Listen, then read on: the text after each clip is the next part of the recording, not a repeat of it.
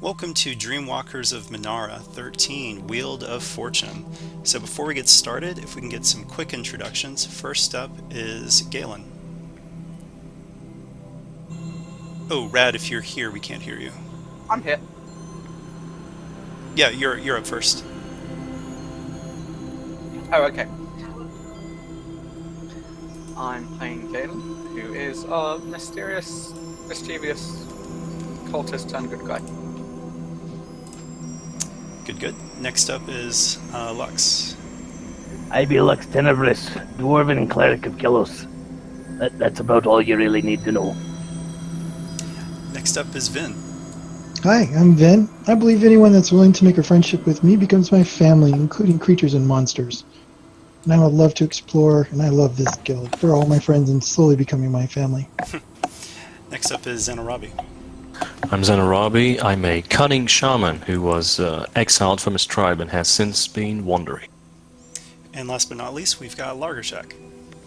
Hello, friends. I am Largershock, and I believe that all can do good as long as you give them a true chance to be good. Yes, a perennial Boy Scout. Alright, so you all start off at the guild hall in Nornholt, and while you're going about your normal day, you actually hear the town crier outside.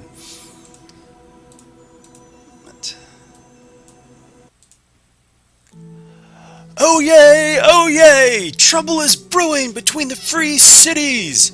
Tamalir has leveled trade sanctions against Vinelvale and has urged others to join them. All this stems from the pox epidemic that has finally subsided, and who has jurisdiction in the trial of the man responsible? Dalton Kendrick! So as you hear that, Turnus just freezes. Embers and flame! I must speak to the local clergy of Kelos at once! And he doesn't even say a word to any of the rest of you. He's grabbing scrolls, quills, he knocks over an inkwell and just rushes out the door. What do you guys do? Lux would probably want to go with him to talk to local clergy, unless that is outside the scope of what you had planned. It's a little bit outside of the scope of what I had planned, but I mean, we can still work it in if you want, because obviously that makes sense. But maybe something happens with the rest of the group that would prevent that. Right. That's why I was throwing it out there. I don't want to derail you at the first opportune moment, you know? Vin will go over and start to clean up the ink spill. My. What a hurry. I wonder if we should follow. Perhaps. Where did he go? Is he already gone? No worries, my friend. Brother Turnus seems to be in quite a rush, and my old bones don't feel as they are not in quite such a hurry. And what is this going on between the free cities? A trade sanction? What is that? Is that like a war? I don't Merchants really... being merchants. Yeah. You know how it is. They always, scrounging for silvers left and right. They've got to be aggressive to each other to do it. It's happening. Of course, they might have a more valid reason than that, but I don't. Well, I do believe it's probably more about the fact that a member of the Church of Kelos is responsible for an epidemic. Indeed. So, does anyone follow after Turnus, or at least, because he left the door wide open? I mean, Lux would. All right, so If Lux. nothing else happens, Lux is going with him.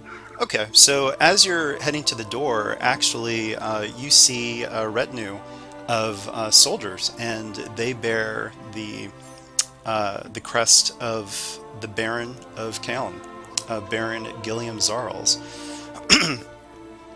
Good day, sir. Are Hi. you? Hello. Are you with the Shard Seekers of Nornholt? Aye. An audience is, or Our Baron, Gilliam Zarles, requests an audience with you at once at Castle Tagus. May I ask what it be regarding? I It don't know is why Lux regarding turning into a pirate. the sanctions leveled against Vinelvale by Tamalir. Other than that, I cannot say, but it is quite urgent, and the Baron has specified your guild, anyone who is available at this very moment, to travel with great haste. Well, that sounds like me, at least. I like to travel, and let's see what this is about. We are, in fact, part of this barony, and we should do our part if something's called for us. You'd be coming with me. Oh, of course. Well, do we need a scroll of introduction, or you want to wait while we gather our belongings for the road? Let's get our stuff. We should always travel well. Well, I mean, he was asking the guards. Like, should we bring something saying, hey, we were summoned, or are they going to wait for us? Oh, I mean, they know that you've been summoned, so, I mean, they're bringing you, so. Okay, yeah. Yeah. That was just, or do we have, like, a letter of saying, hey, we were summoned, or are they waiting for us to gather our belongings to go with them? Yeah, they're waiting. Having heard this from the door, Galen's going to step out into. You do realise, my good man, as he's addressing the leadmost guard, that you're addressing an acolyte of the Church of Kelos, and that one of our founding members is a knight. Indeed. So, when you say you're levelling sanctions against Vinelvale, No, and that you're Tamalir requesting- has leveled trade sanctions against Vinelvale. Tamalir, the free city of Tamalir, against the free Oh. city of Vinelvale. We are the barony of Kaeln. Kind of cut in the middle. So he's kind of looking at you like, how do you not know this? But then he's like, well, I guess he's an elf. Well, your borders are nothing more than squiggles on a map. They change fairly frequently. At what point is it learning them when we're just going to merely cross them and not care whose land we're in anyway? Frequently, but then one of the other guards just kind of, elbows him and is like, elves, long lives. Hmm.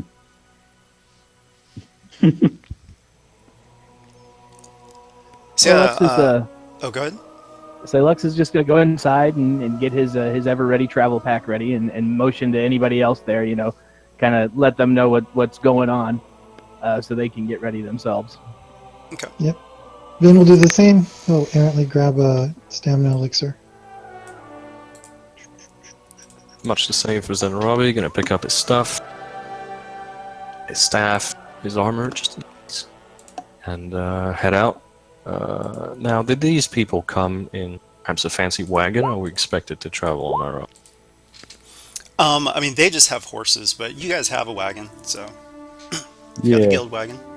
A little Zenrabi will take charred husk of what's her face, The old wagon that we got Eliza. from Eliza. we have the Pharaoh wagon. Yeah. So Zenrabi will gather his stuff and take the most comfortable seat in the Pharaoh wagon. All right, so you guys head out. Oh wait, 1 second. Yep, there we go.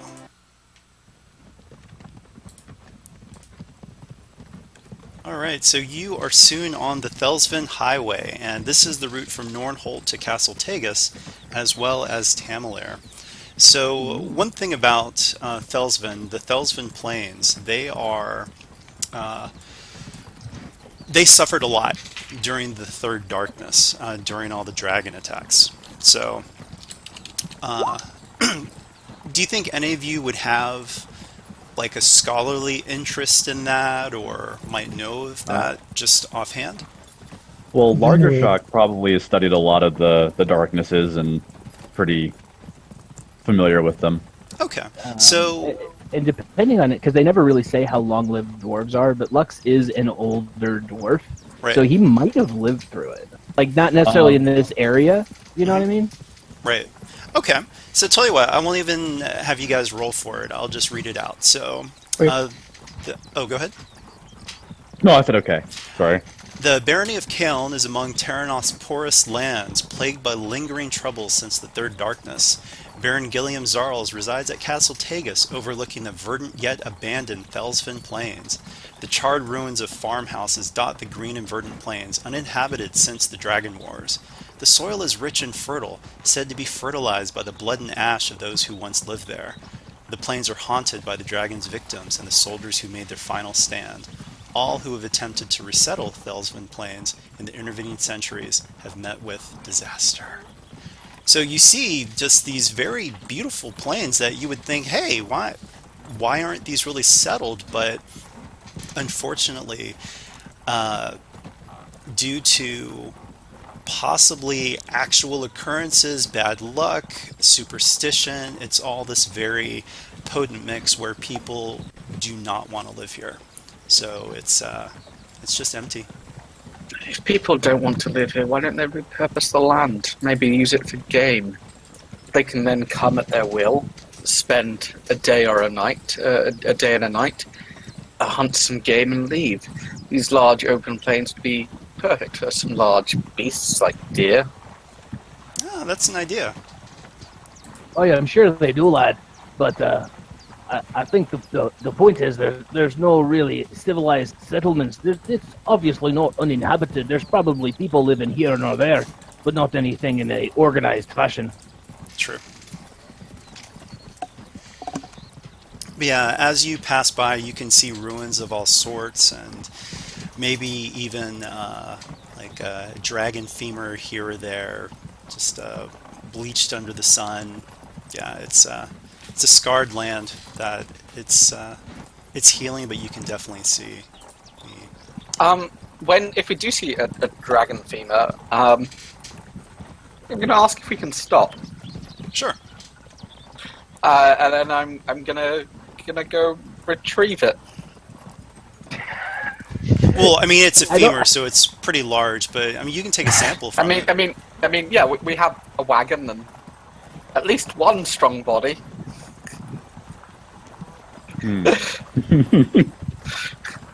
But yeah, like literally, I kind of like to hack a chunk out of it. Yeah, sure. Who So knows what kind of alchemical properties ground dragon bone might have? It might even improve one's. Never mind. So actually, as you go to like take a chip out of this, I'd like to get a hard forbidden check.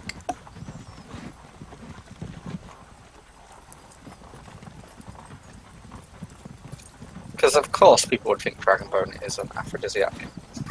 Of course they would. Dragon bone make You know, the Noves actually believe that, right?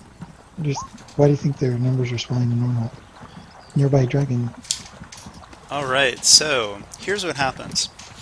As you're chipping away at this, you feel very malevolent energy. And I'll say that with those two threats, add a setback, and that setback will be there. Well, you have a setback, and noted as a curse of the Felsvin Plains. So Okay. there is definitely a curse around here. But do you still want to keep that piece, or what do you want to do with it? So you've I'm already got it, aware right? That there is an effect. So, let's see here. Is it subtle? Am I not aware of it, or You're do not I, aware when I of pick it up- yet. You think that there may be an effect in the future, but you do know there is a negative effect right now. But there could be a positive effect.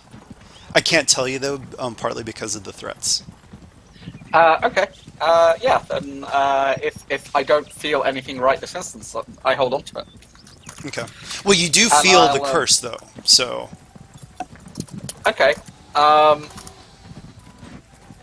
Interesting in that. I'd probably start flicking through. I probably have a backpack with several vast tomes of knowledge. Some probably less good than others, probably start flicking through those as we continue on our journey, All right. just to see if I can find out any more information. Do you tell anybody? I mean, they know that you got the chip off of the dragon bone, but do you tell anybody you're not feeling well? No, I don't comment. Okay. I don't appear weak in front of. All right. So before long, because it is a nice cobblestone highway, you can see Castle Tagus in the distance. And it's pretty lonely on the plains here. It's kind of the only real settlement for scores of miles in all directions. But you're with the guards. They hail the guards at the gate, so there's no trouble getting in. And a page runs over and just says, "Oh, the Baron is meeting with the emissary of Tamalir. Wait here." And he leads you to another room. You can actually hear some people arguing a bit, actually, in the distance. But you enter into a meeting chamber, and you actually see someone quite familiar. Yay! Oh, that's perfect. What adventure was she in? Because she's not ringing a bell for me. Was it one that Lux was Me in? neither. No, There was Great Balls the- of Fire. It Yeah, was this little interesting ball that we went to. It was Galen and myself and Lagershak. Okay. We Okay. danced and there was like some fireworks. It was a lot of fun. She's from there. She did So- cause kind of a ruckus, I think, if I remember right. Yes, so she was from our first improv mission, and the improv mission, the randomly selected motivation was Vin's senility. And so he forgot how valuable the dream shard was, and he pawned it off. And so by pawning it off, the group went in a mad search for it, and then they heard that there was a grand ball that was happening, and that tons of nobles had been buying jewelry that day.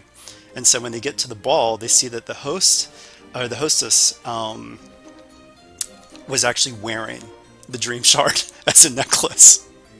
And so the host, Lady Dumond, her frenemy, Charlotte Schlechtenberg, actually tried to steal the dream shard, but the group was able to thwart that. But it was kind of a whole dangerous liaisons type of thing going on. So Galen made quite an impression with her. Speaking of which, so as you all walk in, she says, "Oh, what a surprise!" She's not surprised at all. What do you guys say? Then we'll bring Oh. up a smile. Hello? He'll walk up and sort of do this awkward bow to her knee. Lagershock will bow and says, "The surprise is all ours." Yeah, Galen will do his most respectful bow and give her a sly wink as he does so. Oh, she hides Hi, lady. behind her fan for a second and just says, "Ah, so many interesting things are afoot. I hear of trouble between the free cities of Tamalir and Vinelvale. What do you all know of this?" I'm surprised to hear the words interesting and trouble and find you at the center of it. Oh, what a coincidence. So, she actually sits down and says, "Please, please sit down. I'm sure the Baron will be with us in just a moment." All right. And Lux will have a seat. So, Then As we'll well as sort of Robbie. sit on the tallest chair on his knees and look at her. So what brings you here, Charlotte? oh, I was summoned here as a representative from the most important city of the Barony of Caeln. I hadn't seen you around Vinelvale before. She actually- she kind of- Yeah, not just the most important city. Okay. Lux, she means Nornhall, I think. Maybe? Yes. She kind of My mistake. I didn't catch that you meant in this particular barony. she kind of gives you the side eye, but is still all smiles, and she says, "I happen to have some very juicy details on plans that the Baron has that involve the five of you. And why would you be privy to such information? And I'm surprised that you're the representative and not Lady Dumont. Oh, poor dear, she fell sick. Oh. Oh, With the pox!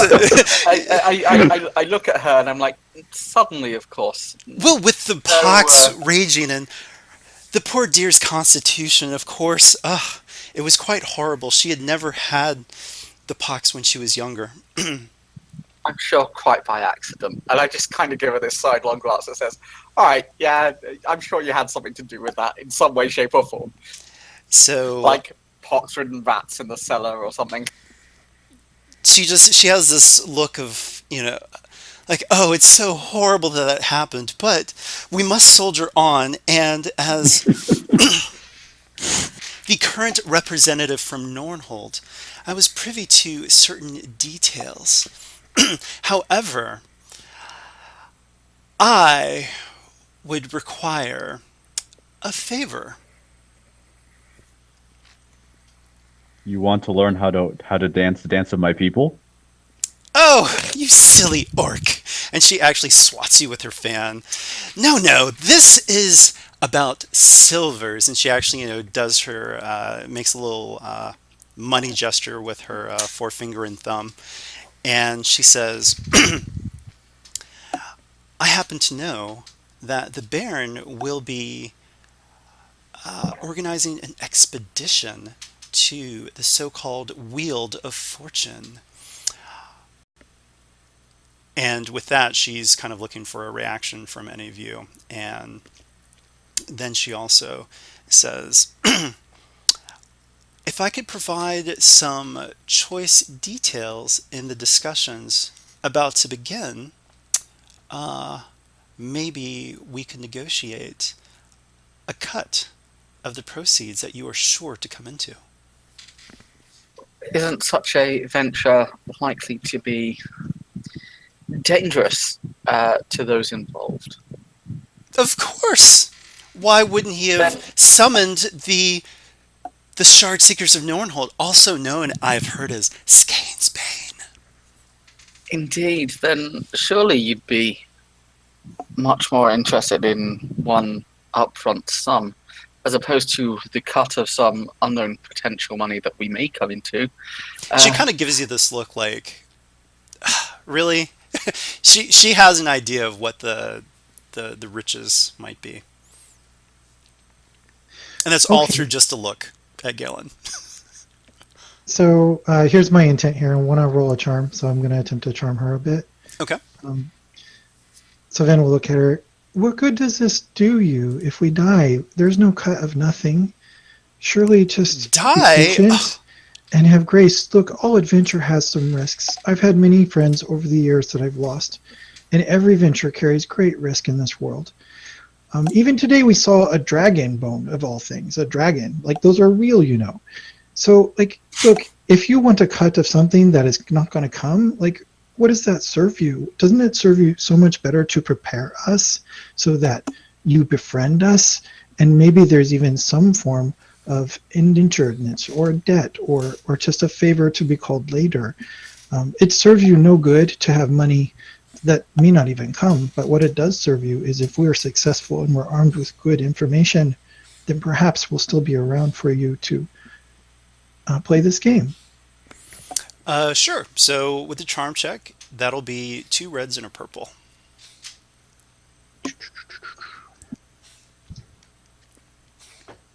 Any boosts or other setbacks or anything? Actually, that's a good point. So let me think about that for just a second here.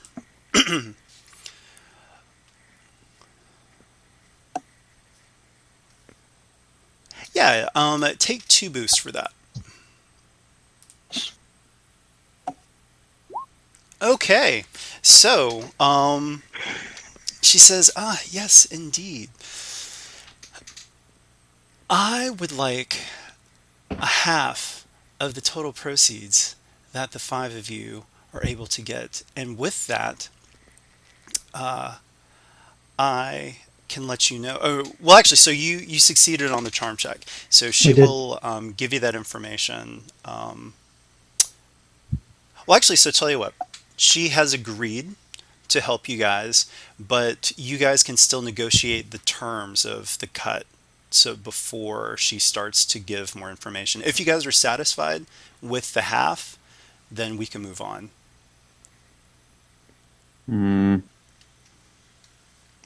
Not being particularly interested in worldly goods other than to help those that are not himself, Lux will be content with whatever the rest of the group agrees upon. Just FYI, when talking of money and silvers and stuff, Lux instantly gets disinterested. Yeah, and Galen is.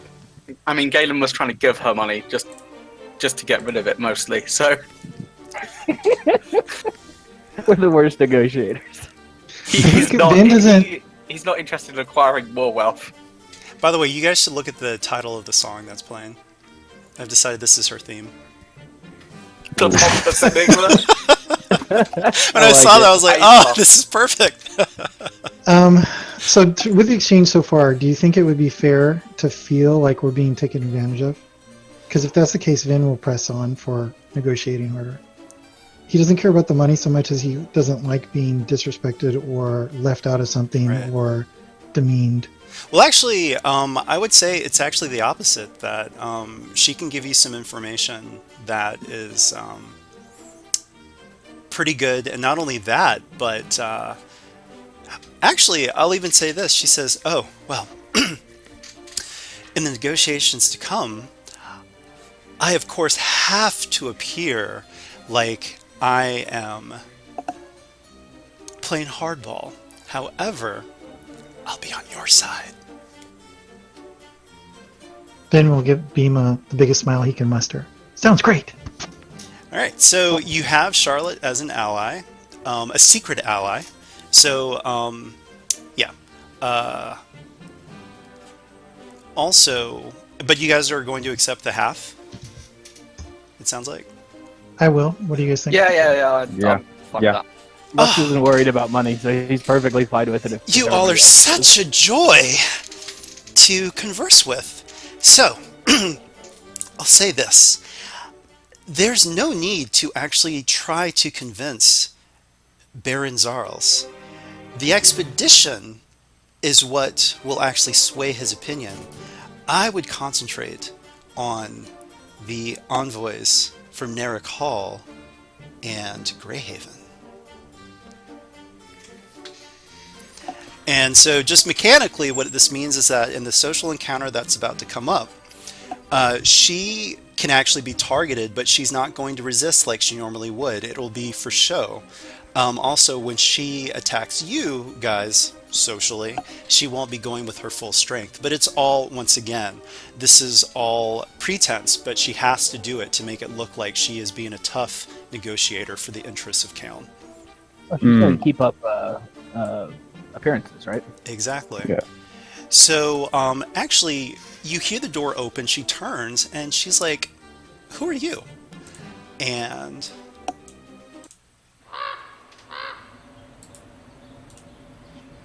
you see a young man walk in, and he has a very angry look on his face. The style of dress that he's wearing is very much like Narek Hall. I mean, you guys are familiar enough with Narek Hall. They like black, they like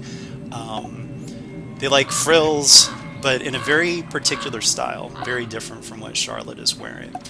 He has a raven on his shoulder that is cawing, and there's a wand at his side that looks quite familiar, actually. All of you can roll an average 2p perception or vigilance check.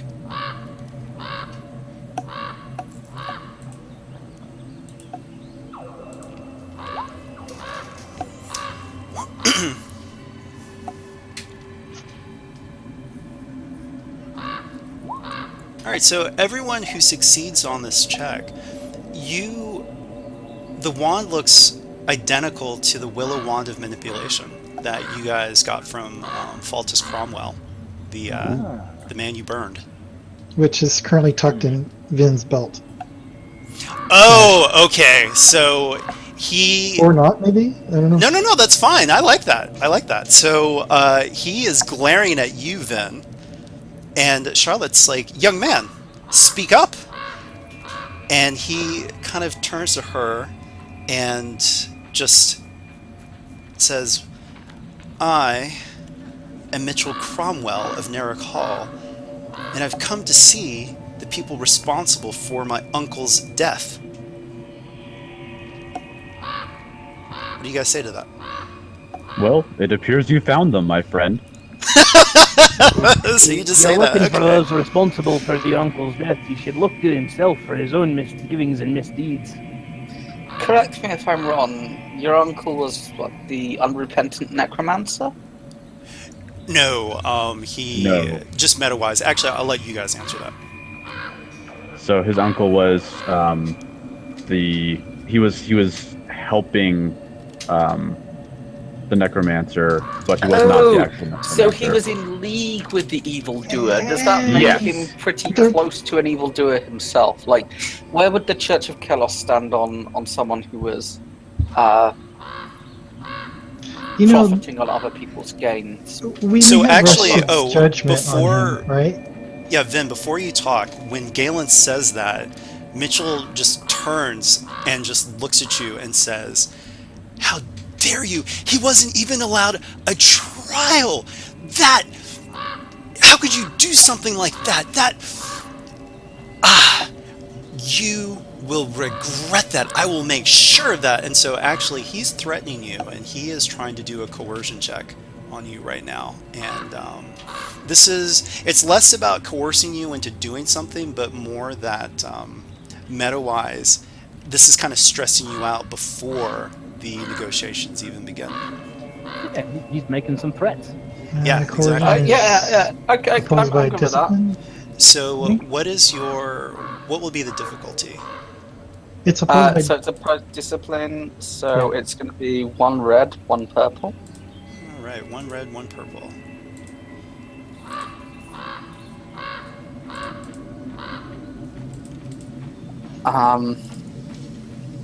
There's another way to settle it, to see you're a practitioner of the arts.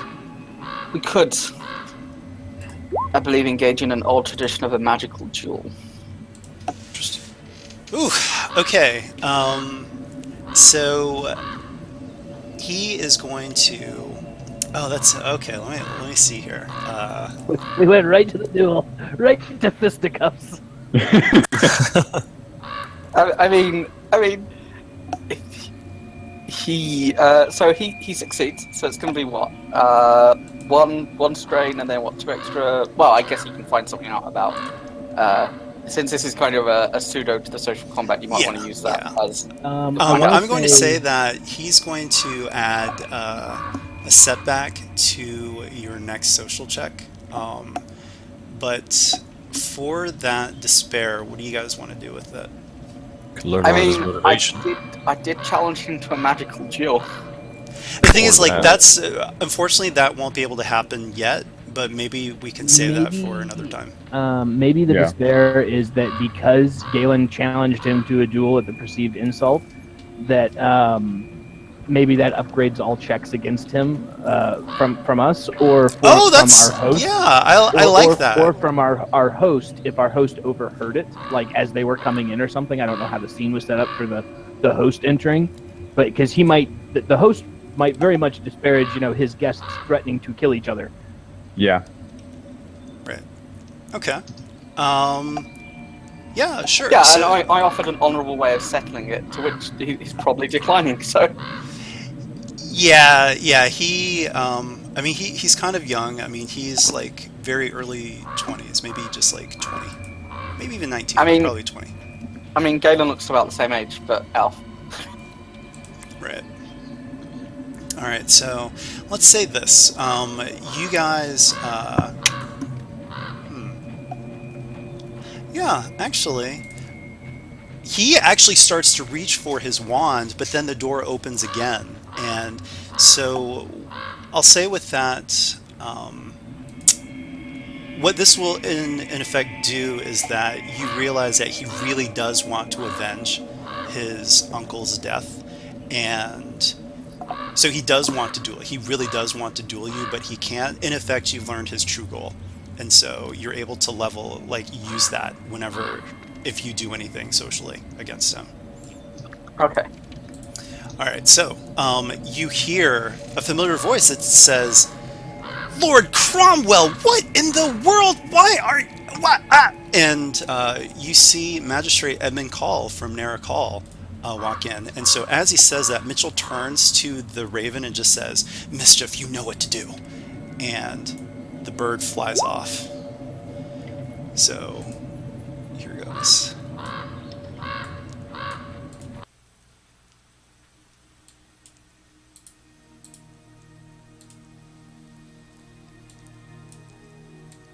Let's move you guys around a little bit here. And so Magistrate just walks up to Mitchell and just says, "Did you sneak here? How did you stow away? What in the world?" And Mitchell just looks at him really angrily and says, "I knew you wouldn't let me come." And the Baron says, "Oh, is there trouble, Magistrate Call?" And the magistrate, he just looks so embarrassed and angry, and he's looking at all of you, and he just says, "No, no trouble at all. Hello, Shard Seekers, better known as Skane's Bane." And the Baron introduces himself, and he points to Emissary Anna Gaspard of Tamalir. "It seems that you've already made the acquaintance of Charlotte Schlechtenberg of Nornholt, and I also present Lord Kalian Lamont of Greyhaven." So, at this moment, he says, "I'm sure you've heard of the news out of Tamalir and their trade sanctions that they are leveling, or have leveled, against their fellow free city of Vinelvale. The emissary here has asked that Kaeln, the barony of Kaeln, join in this embargo, as well as Narrock Hall and Greyhaven. I have to say we are currently at an impasse, but I felt that the Shard Seekers, who have had dealings with each of these free cities and has provided so much for Nornholt and the barony of Kaeln, might have something to say about that. So we have entered into a social encounter, and this will be a full social encounter. One thing that you do know is that you don't have to target the Baron at all. However, for you to win, we have to see how far you can get in convincing this. Well, actually, before I get to that part, the emissary turns to you all and says, "Yes, yes, these are very troubled times. There are even those in Tamalir who wish for war." And she looks so scandalized even saying that. I mean, war between free cities, that's just madness. However, Vinelvale overstepped their bounds, which they have done so many times, but not like this. They kidnapped a citizen of Tamalir and took him to their city to stand on trial. That was our concern, our jurisdiction. They had no right. And for that, we have leveled sanctions against them. However, we need to put more pressure on them to at least delay that trial. And any help that you may provide would be greatly appreciated by Tamalir, though we know that you've already done so much for us already. So that's the situation. And of course, Magistrate Call, Lord Lamont, they don't look so enthused about getting their free cities involved. However, they're willing to hear arguments on that account. So we don't have to roll for initiative. So what we'll do is we will go one player, then one NPC. And the only 5 that will be involved will be the ones up top. Emissary Gaspard will not be. She's basically said all that she can say with this group, and they're deadlocked, so you guys are the ones that will push past the deadlock. Baron Gilliam will actually target you guys, but you guys know that you don't have to worry about him, so you can concentrate on convincing others. You also know that about Charlotte, so yeah, she's your secret ally. Who would like to go first? So, quick mechanic question. Mhm. Does that mean Baron and Charlotte won't be applying strain to us with successful checks? Oh no, Or they will they be. can- They will be targeting you. It's just that you know that you can avoid them, so you can focus fire on other people, basically. Gotcha. Thank you. I do have a question. Do we actually, like, for the group, the pulse of the group, do we actually want this to happen? Like the sanctions being pushed forward? Because I mean, I'm not convinced we want that to be a thing. I don't think we want it to be a thing. I don't think we want.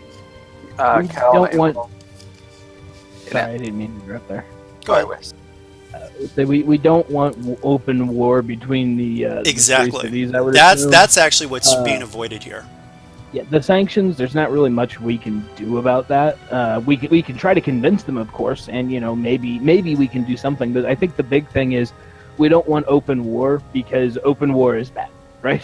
Yeah. Yeah. Open Open war war, could yeah. also cause lots of chaos in Terranoth, which doesn't need it because you guys have already seen strange things are afoot, and war between 2 major free cities would be dangerously destabilizing for the region. I think. I think the thing is, if we don't want war, we need to weaken Tamalir's position, which means we have to convince Nerikol. No, and no, Greyhaven that's actually to not align themselves with Tamalir. no. That's That's actually not the what- opposite. Let me explain further though. The whole point that the trade sanctions have to be successful to avoid war, because the people in Tamalir are pushing for war, and the Surely, emissary. but I'm thinking, but surely if Nerikol and Greyhaven and Keln align with Tamalir, then surely that is going to strengthen Tamalir's position. They're going to feel they have allies and backing, and then can just war, and they'll have more No, cities this is on their only- side unless they win. That would only be if they were actually asking for allies in war, which they're not asking Yeah. for. They're only Okay. asking for allies to back them in a trade embargo. And yeah, by doing and so, if they sorry, go ahead. oh no, go for it. If they succeed in getting these allies for a relatively peaceful process, that's they if they wanted war, they would be marching to war. Right, They want to force it so that they get their citizen back. right, or at They're not least trying to. delay the trial. So yeah, so the whole thing, and don't worry, this isn't meta. I'm not doing the voice for her, but this is the emissary explaining this, that there are definite warmongers in Tamalir who have had it with Vinelvale and their meddling, and they're trying to use this as a catalyst for actual war. But So on a meta level, in order to, I think we all agreed that we want to no war. Is that correct? We want to avoid war at all costs. And to achieve that on a meta level, the way to do it is convince Nerikol and Greyhaven to join the trade sanctions against. yes, to join the Vinelvale. peaceful process. Okay. Yeah. Well, to join the trade sanctions at the worst, maybe at best, is just to stay out of it, right? Well, Like- mechanically, Yeah. if really we want is to avoid the loss of, like, say, our own guild life, and not be mired in a war, we're going to want peace, I think. And the issue is like this trade thing probably won't be enough if you really think about it mechanically, right? Because like these people that are hungry for war are going to stay hungry for war. Well, Even though that's there's what a- I'm thinking. Surely, like pushing for trade sanctions from the other cities is just going to strengthen Tamalir's position, and that's going to embolden them. Like that's why I was thinking what we want to do is convince Nerikol and Greyhaven to stay out of it. Like, don't get involved at all. Oh, that's like the ideal objective. But if that's not possible, like think of like tiers. Like we want them to stay out of it, but if they have to get involved, maybe just trade sanctions. Yeah. As opposed to the what other I'm side, just like asking no, let's go to war. Is specifically from a meta level. When I am arguing a point, when I am saying we want X, we want to convince Nerikol and Greyhaven to not align themselves with Tamalir, not get involved with the trade sanctions. No, stay you independent of it. actually. I can see the point that you're trying to make, but in this very specific case, the only way that they can peacefully get Vinnovale to give up, or at least delay the trial, is for trade sanctions, to at least give trade sanctions a chance, because otherwise war is the next alternative. Okay, because you're saying one thing, and then Whis was saying that perhaps the best alternative is having them not get involved in all. So you, as the DM, are saying our goal is to have the others join in trade sanctions. Let me put it this way. The trade sanctions may or may not work, but they have a better chance of succeeding peacefully if more cities are involved and a barony. Okay. Because if Vinnovale doesn't have anyone to trade with, then that's a problem. Because if they're not trading with Tamalir, it doesn't matter. They can always trade with Tamalir's neighbors, Greyhaven and Narakal, as well as the barony. So yeah, we're just trying to make it a successful embargo as opposed to essentially an embargo in name only, because they still have plenty of other options. Right. Okay. I just wanted to find out what the actual goal of the encounter is. Mm-hmm. Yep. Mhm, yeah. All right, so who would like to go first?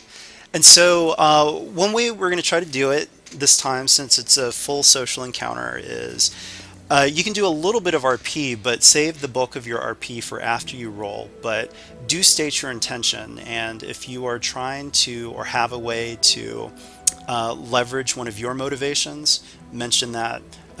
If you find out someone else's motivation and want to leverage your what you're saying against them, you can mention that as well. And also, as you're talking to somebody, I may add boosts or setbacks, because you may inadvertently hit one of their motivations, success or negatively or positively. Um, No. So Zanarabi, the other thing is that it's not that he's being absolved from trial. Tamalir says he is our citizen. It is our right to put him on trial. He never should have been taken from our city without our consent. Okay.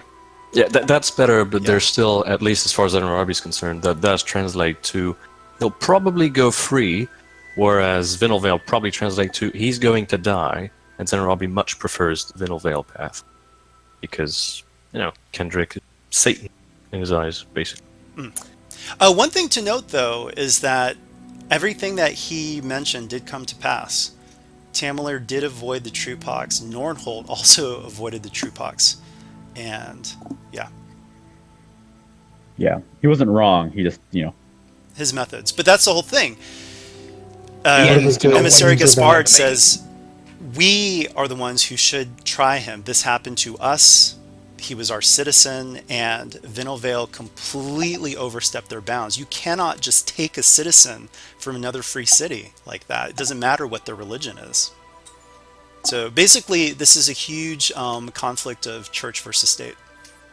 if no one has anything prepared, Lagerstock can go first. Okay. All right, yeah, sounds good. So Lagerstock will try to charm Magistrate Call, and he'll just say, "You know of our reputation and what we've done, not just for your city, but in the short time we've been together, what we've done for." Yeah, sure. By the way, so just to reiterate, because this is one of the we're trying to make this more like the standard social encounter. Yeah. Don't do too much of the RP, but kind of state what you're going for, and then I can give you the roll, and then we'll go from Okay, there. so you just want me to state what he's going for? Yeah. Lagerstock is going to remind Call that there's evil things happening, and just because we stopped the Necromancer doesn't mean that there aren't other evil things afoot. Okay. So we need to stay. So we need to stay what united kind of- and vanilla. Oh, charm. Okay, so charm. It's going to be 2 red, and then I'll say that because you guys are Skane's Bane, you're hitting the right notes there, so you get a boost on that check. Okay. Oh, whoops. Okay.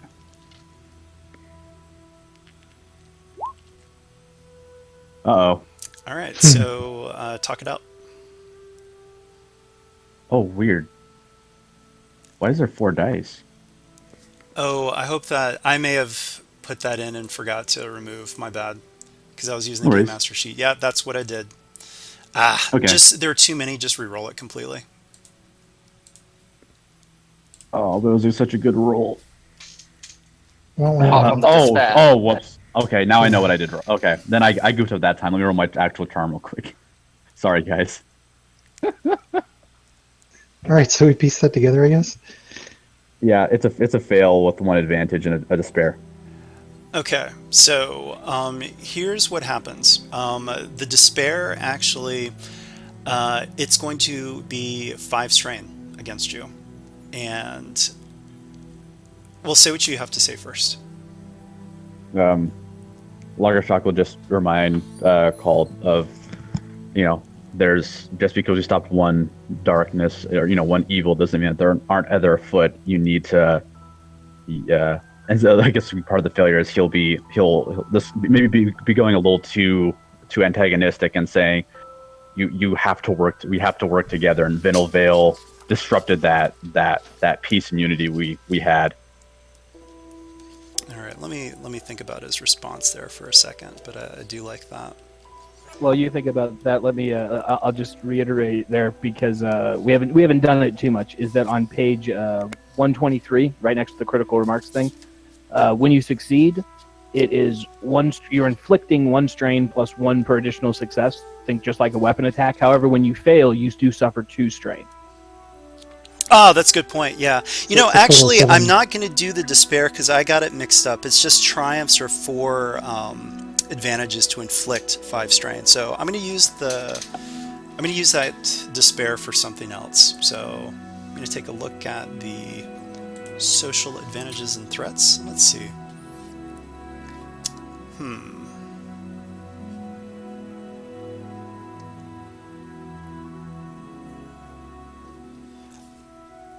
Okay, I'm going to say this.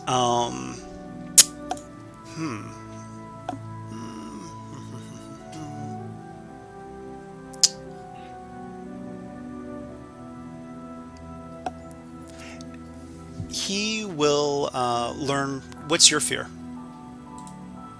My fear is the darkness that Lagershock believes is coming. 4th darkness. All right. So the magistrate looks at you and says, well, he actually is going to try to play up on your fear, and he is also going to be touching on his own fear. So he's going to get 2 boosts, and let's see. Yeah, I'm going to make that's going to actually be a total of 3 boosts, and it will be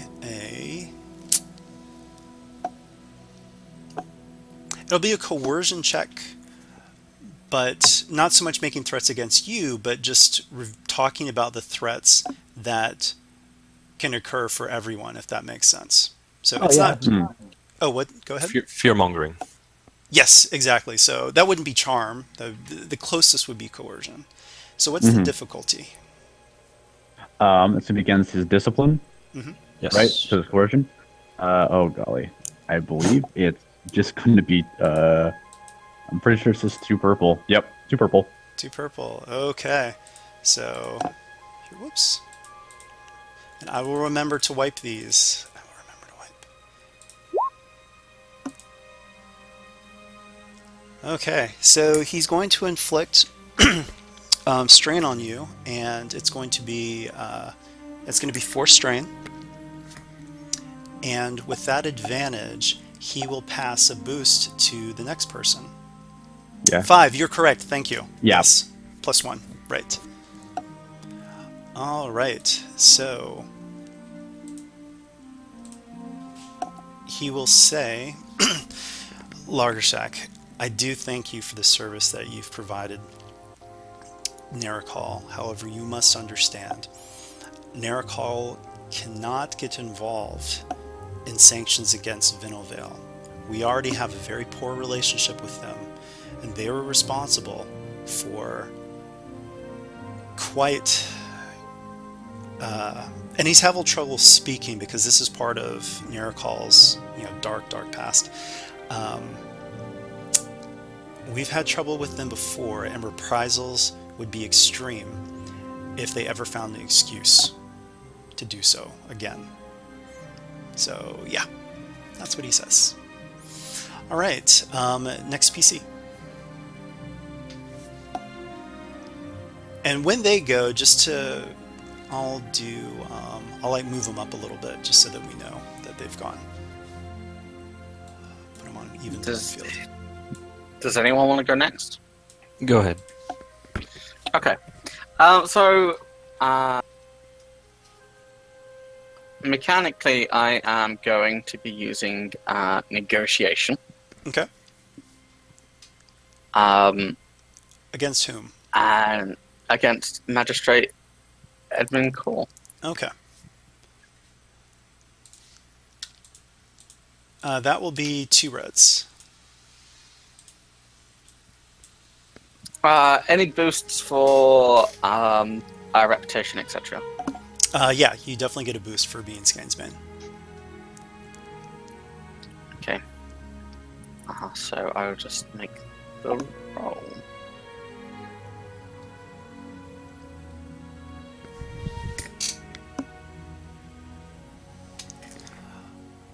All right, so you inflict 2 strain on him.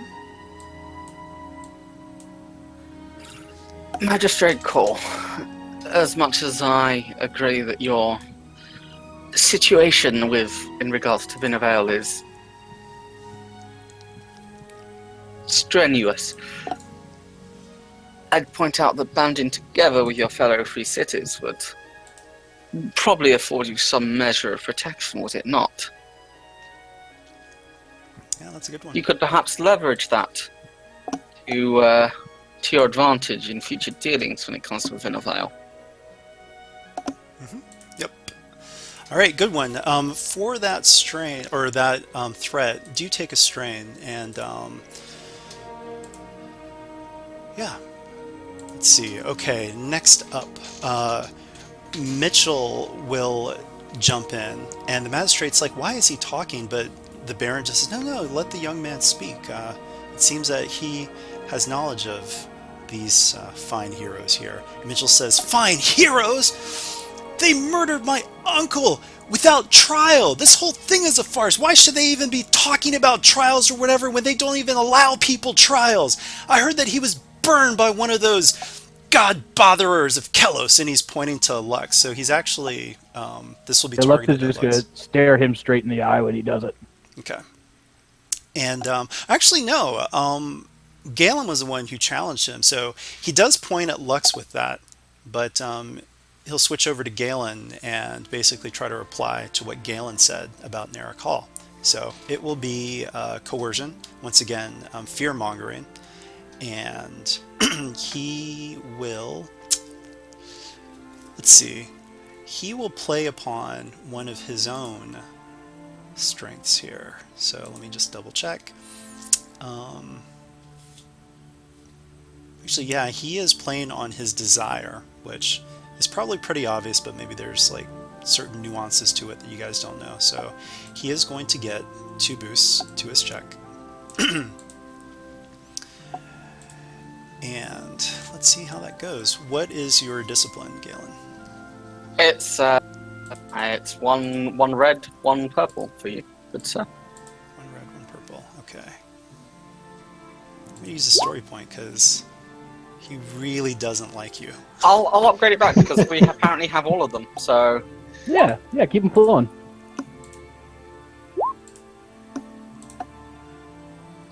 all right, Wow. I am going to use Clever Retort. Oh, okay.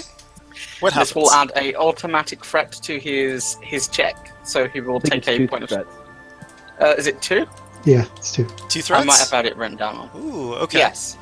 2 threats. So do you want to take that as strain? Do you want to inflict strain, or do you want to uncover something about him?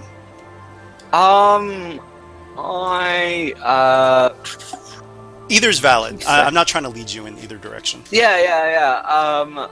I think we just want to strain this guy out, right? Like, Okay. I'm not really So fussed. he is going to inflict 3 strain plus the 5 from the triumph. So that's going to be 8 strain Sorry. total 3 on Galen. plus 5 plus, yeah. Okay, and my retort is quite simply this. Master Cromwell. Oh if wait, I'm not before mistaken, you it was- retort, let me actually say what he's going to Yeah. say. Yeah. So he just looks at you and just says, "All of you, burn my uncle without a trial." And oh yeah, I forgot I actually did RP some of that beforehand. So yeah, he just goes into that whole thing, and then he just adds, "Nericol shouldn't be involved. I don't care if you're called Skane's Bane and defeated a necromancer. You don't care about proper jurisprudence. You don't care about the law. Blah blah blah blah blah." So he's kind of going off on a rant. He's just really upset. Yeah. And then that's when I kind of interjected and starts to ramble into his rant. Master Cromwell, if I have it right, it wasn't just any, and he air quotes like, God Botherer of Kelos that killed your uncle. It's quite specifically, and he points at Lux, that God Botherer of Kelos. Okay, yeah, he's So just just like jabbing him in the eye a bit with it. I tell you what, if you want to do this instead of the strain, maybe you can make it so that Mitchell starts attacking Lux instead of you, because you're almost out. Redirect the hatred. Redirect the hatred. Yeah. I like Let's it. I like it. redirect the hatred. Okay, he's like, "What? Oh man, he's so angry." Sorry, so angry. Wes. I mean, but he doesn't Oh, go don't for be another sorry. whole round. So Don't be sorry. I think it's great. All right, so next up. I would actually like to follow that up, as Lux will physically step in between Galen and Mitchell, Ooh, and okay. Lux is going to use coercion on him. He's going to threaten the little impudent pup here, and I want to play on Lux's desire for justice. Okay. And actually play positively into his flaw of pride, because he doesn't feel he did any wrong. Okay. Sure. I'll say this. You'll. Sure. Yes. Go ahead and take 3 boosts, and it'll be against Okay, one red, one purple. I was just going 1 for each, but I'll take 3. And what is his defense against Wait, is coercion? That's what. Was it a desire or a strength that you called into play? His desire. Technically, it plays on a couple, because it plays on his desire, which is justice. You know, when the righteous are silent, evil need not whisper and hide. And then it's playing positively into his flaw of pride. Yeah, which is, that's you know, why I'm to giving his the fault. 3. So it's 2 for the desire and then 1 for the flaw used in a positive way. Okay. Against 1 red, 1 purple. 1 red, 1 purple. Alrighty. And we're gonna spend a story point. Mostly, I gotta sync my pool first. There we go, because it wasn't synced. Mostly to give you one, and because we gotta have a chance at those sweet triumphs, right? So. But do where remember is social that skills? you are trying to. Well, never mind. I shouldn't say anything else. Yeah, no, I know, and that's why Lux is kind of in quiet, because it's very difficult for him to actually speak out against like Venelvale or whatnot, because he doesn't want the sanctions to happen, right? So it puts him in a weird spot. But he also doesn't want war. Oh yeah, no, he would rather have sanctions than war, but you know, it's arguing against a lesser evil Actually, from a greater that's a evil. good point. I would say with this, you get 1 setback just ongoing, because this puts you in between a rock and a hard place. Yeah, no, it's perfectly acceptable. So we will fail in the coercion. How it goes is Lux is going to look at Mitchell and look at the magistrate and kind of address both of them with this, and say, the little pup here doesn't understand what he's dealing with or who he's talking with. Maybe his memory doesn't go back as, say, mine or yours, to the last time that Neracol and Vinelvale had problems, it did not end well, and I would not like to see that happen again. As far as the burning of his uncle, I did that, and this is why it's a failure, is because Lux is basically going too far in it for the flaw of pride. Is I burned him because he was doing evil in your city and your people didn't handle it right. He should have had a trial! Look, he looks like a child, especially to Lux. And if your people can't handle it, then the church will come in and do what needs done to help with everything that follows. And that's why it's a failure, because Lux kind of pushes it way too far. Yeah. Even so Magistrate Call is like, dude, that's a little bit much. Yeah. Okay. So that is 2 strain for a failure. Yep. With the triumph, I am just going to. It's critical remarks against Cromwell, so he can just take 5 strain. So actually, for that, you do need to. I'm going to say, even though it doesn't say in the book, but it does say to act like it's a critical. You need to do strain damage for it to actually hit. But you can still use a triumph for other stuff. So let me look at the chart here real quick. I've got it in handouts in here too. Yeah, they're just a little small for me to read here. That's what I'm trying to do. We're going to upgrade the difficulty of Cromwell's next check. Okay. As maybe he feels a little intimidated by being called out on being young and not knowing what's going on, that kind of stuff. Maybe a little intimidated and a little enraged by it. All right, sounds good. 2 advantages. And for the 2 advantages, I'm just going to give a boost to the next person's check. All right. Don't forget, you can also wipe strain to keep yourself in, but up to you. I mean, I've only taken 2, so I'm good. Yeah. Okay. All right. So at that point, I'll say that Lord Killian, Lord Lamont, will just say this. He is going to use. Actually, let me think about this.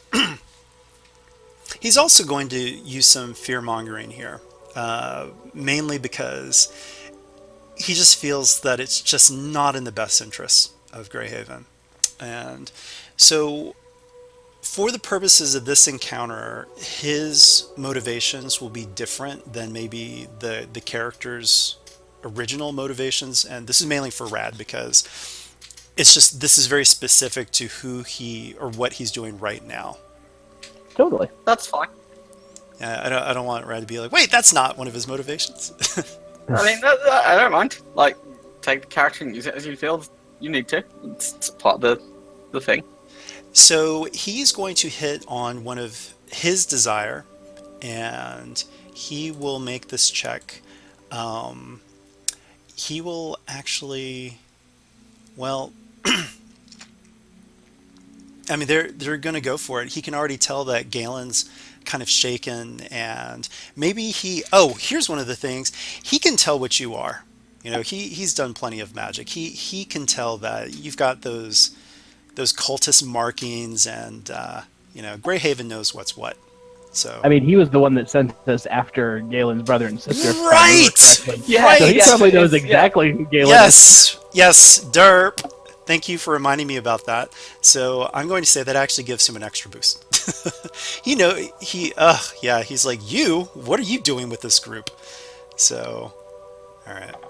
Dare you speak after all the children your family has killed? Yeah, actually, he says that. He says exactly that. And here we go. And it's 1 red, 1 purple, right? For coercion. Yes, 1 red, 1 purple. I'm going to upgrade it. And how I'm doing this thematically is I'm giving him my best shame face. I like it. Okay, so I'm going to use a story point. I'm going to upgrade.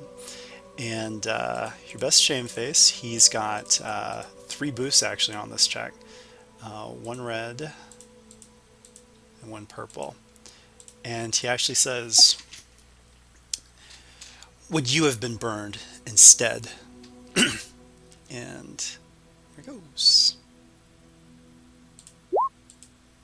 Ouch. All right, so he's going to inflict 9 strain on Galen. Shames Alright. Galen out of combat. Yep. Shames me out because I only have a threshold of 14 and I'm at 20. Good game. He even does like a very dismissive gesture and speak not, cultist. Um, so I mean, simply because I'm not really sure there is any way for me to get back into it at this point. So I'm going to look at him as like, indeed, you're right. It probably appears that I am somewhat awkwardly positioned here. However, I did choose to seek redemption. I did choose to try and find absolution, and I threw myself into the arms of those of the Church of Kelos, and I have fared well. That being said, I will excuse myself from the remainder of this conversation. That's good. Mitchell, I like that RP. If you wish to follow up on our conversation before the Baron arrived, I'll be waiting outside. All right. So with that, great final bit there. So the next person will get a boost to their check. So next PC. I can go. And so before the RP, essentially the intent of what I want to do here is basically turn it back on them. I'm going to target Kaelin. Turn the fear-mongering back on them, but with deception instead of coercion, by basing it on a complete lie that I made up. Sure. Before you do that, I do want to remind you that, in these discussions, they are going to focus fire. It's not a meta thing. It's literally they see that their points are hitting home, so they're going to go for that. You can tell that you've made an effect on Edmund Call. So, do you still want to target Lord Lamont instead? All right, sure. I'm okay with targeting Call as well. Remember, this is social combat, so it's just like regular combat. I know. Except you're dealing with strain bars. Yep. Yeah, sure. Yeah, okay. That's fine. So in that case, I'll be doing the complete lie-based fear-mongering on Cole with my deception. What sort of difficulty would that be? So that's going to be 2 reds, but do you think that you're bringing up any of your motivations? Don't forget the boost from Galen. And the boost from Lux, he passed one to the next PC. Okay, so mind these. And since you're mentioning a lie, can you just give me just a little bit of it before the RP, and because that might hit on one. Right. The long and short of the lie is basically he's going to pretend that he heard some of Bridget Vale's entourage, who they're obviously familiar with Vale. Oh, actually, you know what? Say no more. You get 2 boosts from that. Okay. So 4 boosts. We'll say more later, but yeah. That's and 2 red. 2 red, yes. Okay, let's see what. Ooh, It's a good roll. 5 strain. Big hit. Bam. Make it 10 actually with 10. the advantage. Ooh, okay. Some critical remarks. Yeah. And I guess the remaining advantage, before I get into what I'm actually saying, there's the table. Well, Just remember, it takes 4 for the critical remarks. yeah, I know. So with the remaining advantage, we'll just go with a boost to Vin's upcoming check when it comes. Wait, how much was the total damage again? 10. 10, okay. So he already had 2. Oof, wow. Okay. That. Social combat is supposed to be really quick. Yep. All right. So let's hear it. All right. So Zanarabi is going to hold up his right hand towards Cole and say, "Magistrate,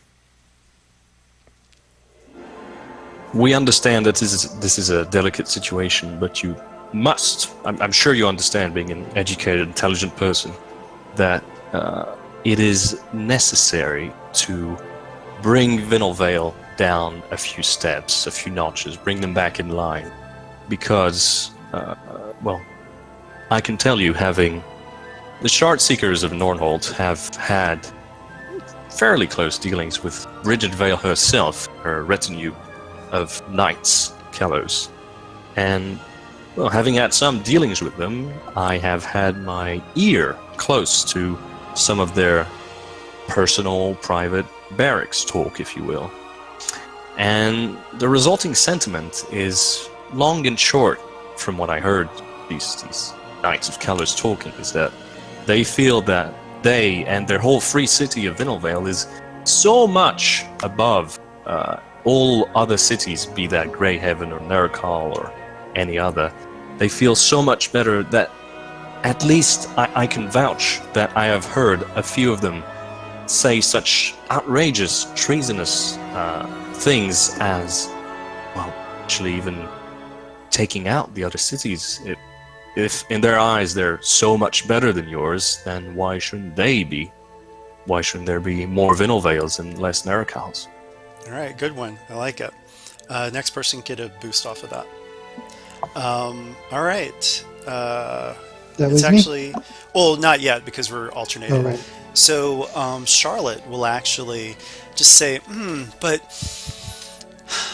despite that, it's just so dangerous for us to get involved in the matters of free cities. We're the barony of Kaon. Why get involved with that? But you know, you can tell she's kind of giving you that look like, just trust me. So she's going to be doing some fear mongering as well, but she's not going to try very hard. So this is well below her capabilities, and she will actually target Zanarabi, even though she sees that Largershak is kind of shaken. She's going for the healthiest member in the group. As our friend. So Yes. coercion again, my discipline is a red and a purple. All right. So here is Charlotte's pulling the punches. Red and a purple, you said, yeah? Yes. Okay. So this is so very below her capabilities. So Good. so well, I just think that we shouldn't be involved. That's that. Okay. Not trying very hard. All right. So All Vin, you're right. up. So here's kind of what I'm going to try to do. I'm going to be rolling Charm. I'm going to be trying to use my fear of isolation, my desire for belonging. And I'm going to roll those into one, talking about also his fear of reprisal, and then also trying to inspire him to be looking towards the future rather than being afraid. So that, like, the idea being, if he bands together, this could possibly create something new for them, even if, like, he has to endure potentially creating more animosity. He has a chance at building stronger relationships with his allies that will in the future help him. All right. You've got 4 boosts. Right, and the difficulty for a charm. It's going to be 2 red. I'm actually going to upgrade that check though. I mean, you got to, right? Of course. Yeah. Okay, and I am gonna upgrade back. Make sure I tab out of everything. Take him out. Yep. So that will be. How do you want to before? Because you know I can't let you know the exact numbers here. So how are you going? What are you exactly going to do? Well, I would use 4 of the advantages for the critical remark. Okay. So yeah. So you will inflict the damage and you will do the critical. So that will leave you with 2 advantages. But yes, he has been convinced. And just a quick RP of it is realize that this fear of Vinnevel it's a real thing and could happen, but you'd be so much better off with allies. This stands a chance to form stronger relationships with your allies. Anything you do in unity with your fellow city-states will help you. It will build relationship and rapport. This is an opportunity for your future. Who knows what could come of this beyond just this silly trade embargo or the lack of justice that occurred or has occurred. This is opportunity for growth for Nerikal, for a new hope for Nerikal, not to be isolated and alone anymore, but to belong with its brothers and sisters. All right, that's good. And the 2 advantage, if I could just give a boost to the next PC, can I do that? Yeah. Yeah, you can totally do that too. Actually, for 2, it'd be a boost to a specific PC. It's only 1 advantage for a boost to the next PC. What I meant was like 2 boosts for the whoever is next on our side. Sure, that's fine. All right. So Oh, it's the Baron. So he will look at Lagershak because he can tell that Lagershak is kind of has misgivings, and he says, "You seem to well, it's going to be a charm check actually, and he is. What is your cool? 1 purple. 1 purple. Oh, boy. Lagershak is not very cool. But he is awesome, so... So he is going to play upon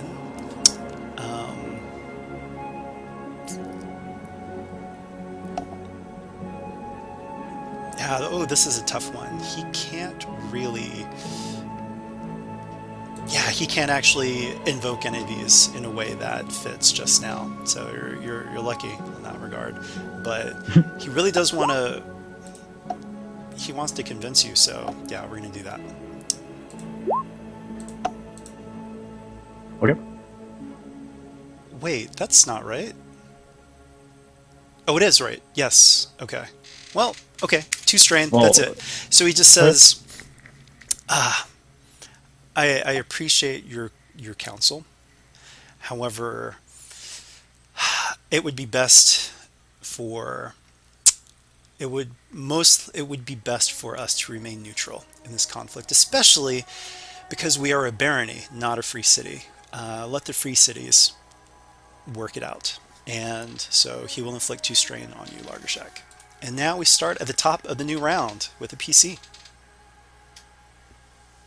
A PC who gets 2 boosts from Vin.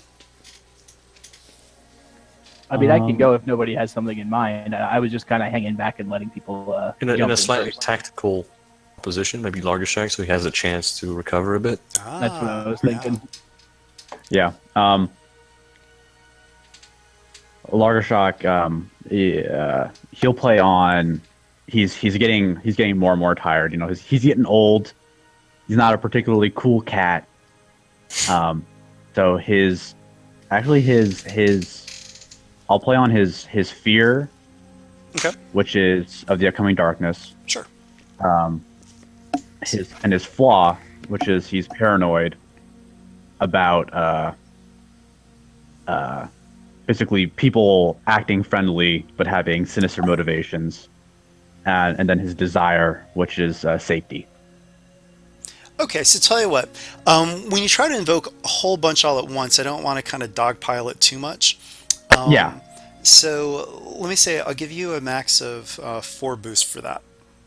Oh, Well, I wasn't even looking for that many. I was just saying. And one thing to remember is when you're invoking your desires and stuff, that's also, at least from my understanding, Telling that's them. revealing them. Yeah. Because, right. Mhm. So like Lux has told everybody here his flaw and his strength because he invoked them. So that Right. means they can also be used against him. Yeah, that's fine. I mean, Lagershak would have. He likes to wear his heart on his sleeve, Totally. as it were. Anyway. Yeah, so go ahead and take 4 boosts for that. Okay. And he's actually going to direct it towards. I was trying to decide probably the Cromwell. So remember, though, the ones who, because Charlotte gave you this information, you really only have to worry about Edmund Call and Lord Lamont. They're the important that's right. pieces. Yeah. Yeah. Mitchell's just there as a thorn in your side, trying to get you out of the argument as quickly as possible. I was just thinking because Lagershak would probably most target him because he sees his what the Cromwell is saying is just impetus, being a child. Well, and yeah, not of course, focusing on- but once again, I don't think it's too meta because you also know what's at stake, and you have to make sure Yeah. that Greyhaven gets on board. Okay, so yeah, he'll There's talk to them. also something to be said about the way a check is narrated. Like Lagershak could be addressing Cromwell, but he's targeting Lamont, right? Do you follow me on that? Yeah. So it will be at this point it will not. It's not going to be a charm from Lagershak. It will be a coercion. Okay. Because it's a bit of fear mongering, but in his eyes it's very real fear mongering. Like he's seen this in his dreams, and so I'll roll first and then I'll say what he says. Okay, so it's going to be a 2 red difficulty? check. Okay. And I will go ahead and flip. Give myself an upgrade. And here we go. Oh, wow. I mean, that's a roll. That is definitely a roll. Goodness gracious. That's the fear of what he's saying is true kind of thing. He believes it himself. Yeah.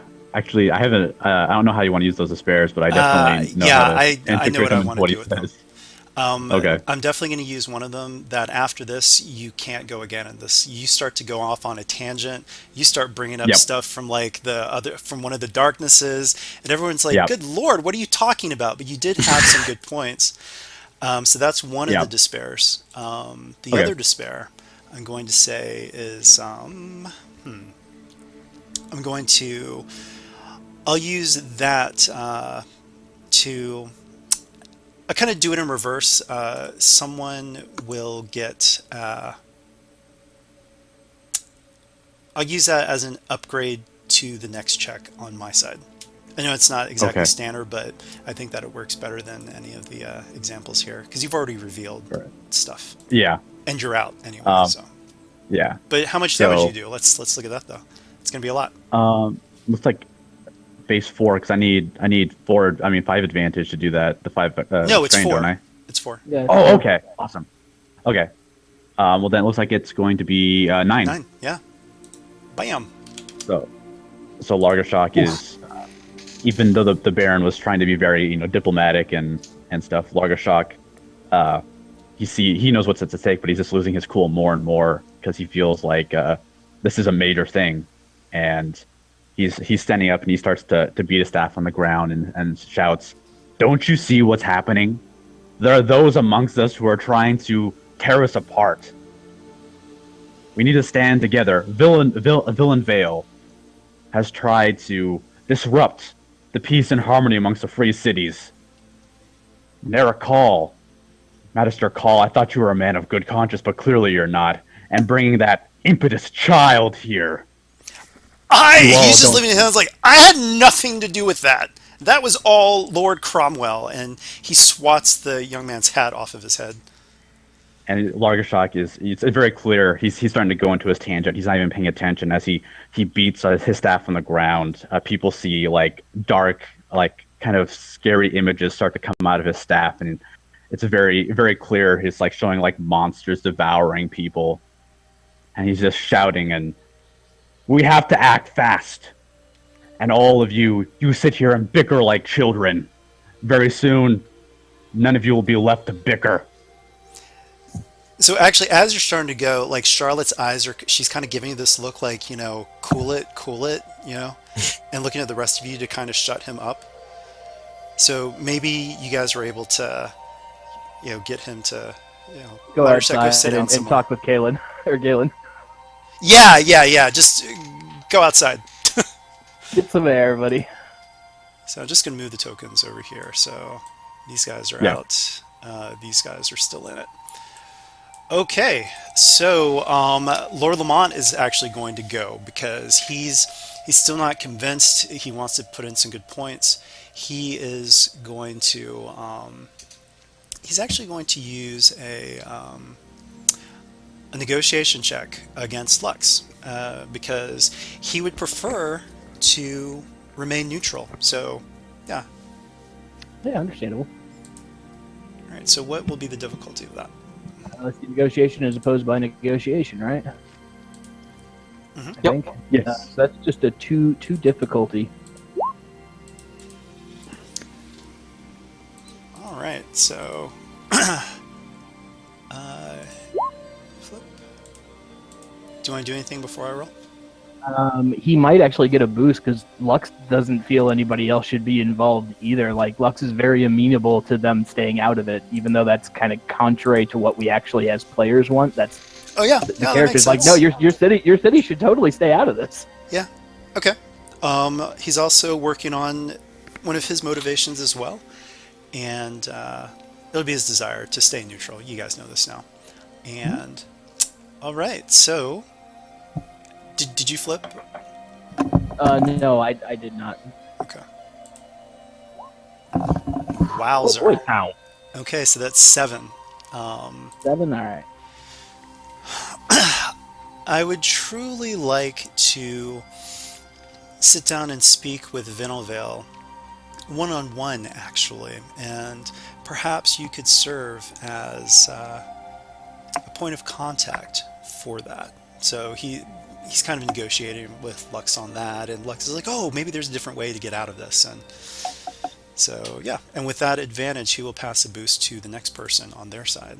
All right, next up on yours. If you guys want to let me go ahead and Go have Go for Lux respond to that. The first thing Lux is going to do is he's going to flip a story point and recover strain equal to his willpower, Ooh. because he can do that once per encounter. And he's going to respond to Lord Lamont there. He's going to be using coercion to do this. And it's basically going along the lines of Venelvale would be Venelvale would probably be amenable to sit down and talk, as long as that's the first thing we do, right? Like that's the threat, is that, we can do that as long as no actions are taken first. Otherwise, it's completely off the table. Is why it's a coercion. Okay. So I've got my 1 setback, and so what is his defense against coercion there? 2 red. 2 red, alrighty. And we will use a story point to upgrade my side. I'll use this one point too. This wouldn't really play on any of Lux's flaws and motivations and whatnot, unless you want to say it does negatively. So if there's nothing else, I think that would be the roll. Yeah, that'll there. be it. Just the extra upgrade. Yep. 1 upgrade on each side, 2 difficulty, and the ongoing 1 setback that we agreed Yeah, on actually, earlier. before you roll, let me make sure that I cleared mine. Oof, I'm glad I said that. All right. Go for it. Woohoo!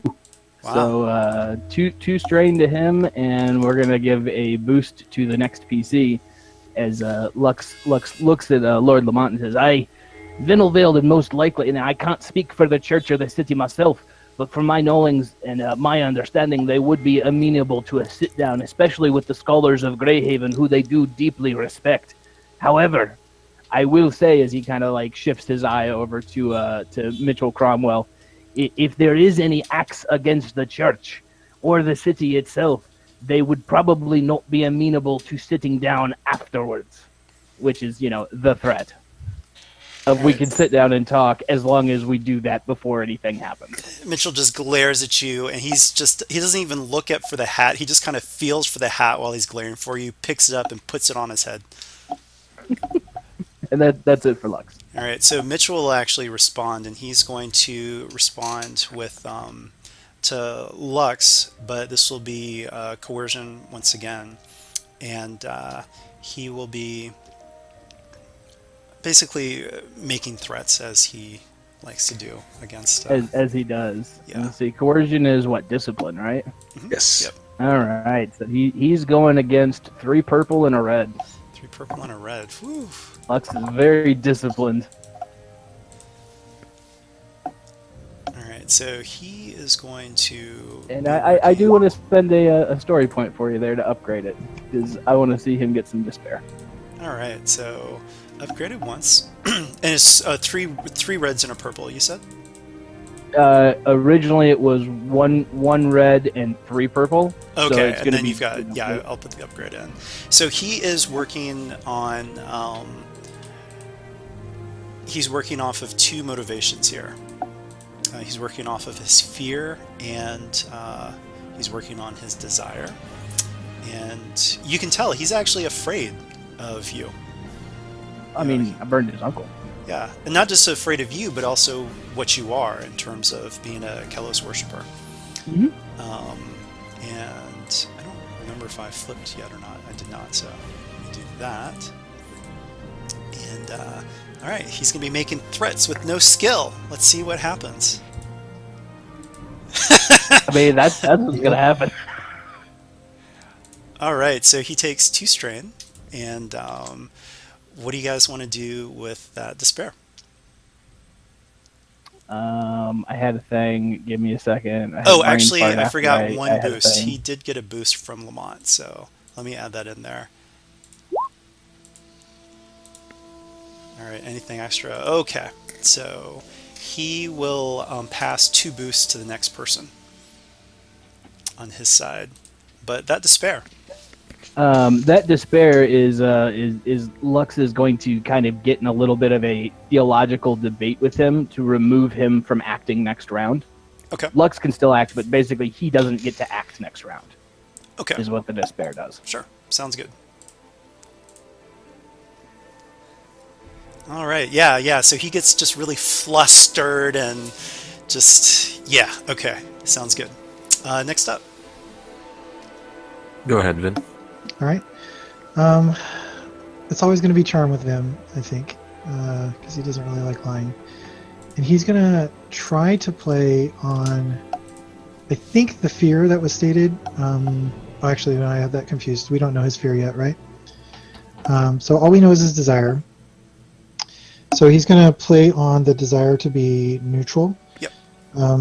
And I don't know if I can pull this off with charm, but it's going to go something like, to really come out of this neutral, you're going to have to choose a side because there's going to be sides no matter what.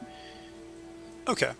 So, I mean, in other words, you can't really be neutral, so at least be friends with more people, sort of thing. Yes, that sort of thing. Okay. Which I guess goes to the whole, Vin's belonging thing, because he wants everybody to be family, Okay, sure. Go ahead and take 2 boosts for that, and it'll be against 2 red. And I will make it difficult, though. So I will upgrade it once. And, Yep, and I'm going to upgrade back. Make sure I'm tabbed out of these things.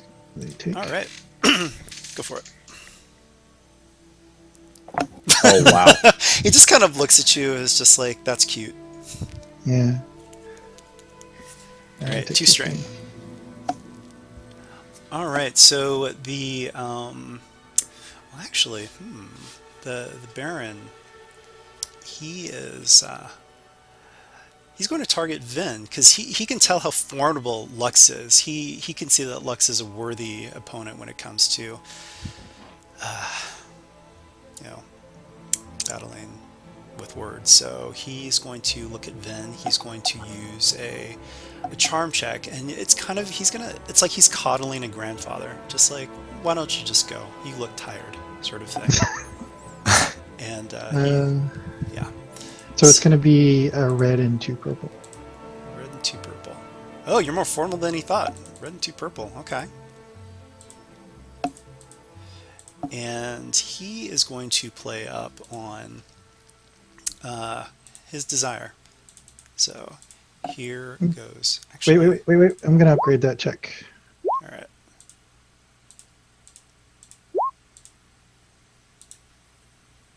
Okay, so he'll inflict 3 strain. Do you want to put strain on him? Yes. All right, next up. I think it's the last of the round. Yep. Yeah. Well, actually, I no, gotta they try- have one more person, so Charlotte will have to go, but yeah. Wait, did Santa Ruby go? Santa Ruby? I haven't. Right, yeah, it's his go now. Yeah. So, he's going to target Kalen. This time. Deception again, and the idea, once more, bold-faced lie. But basically, Kalen likes the whole being neutral thing. And long and short, Zenarabi is going to tell him, you want to be neutral, but it's not just your decision, it's your city's, and I know people in your city want Vinelvale taken down a few steps. Long and short of that. Okay, so yeah, that's good. What type of check is that again?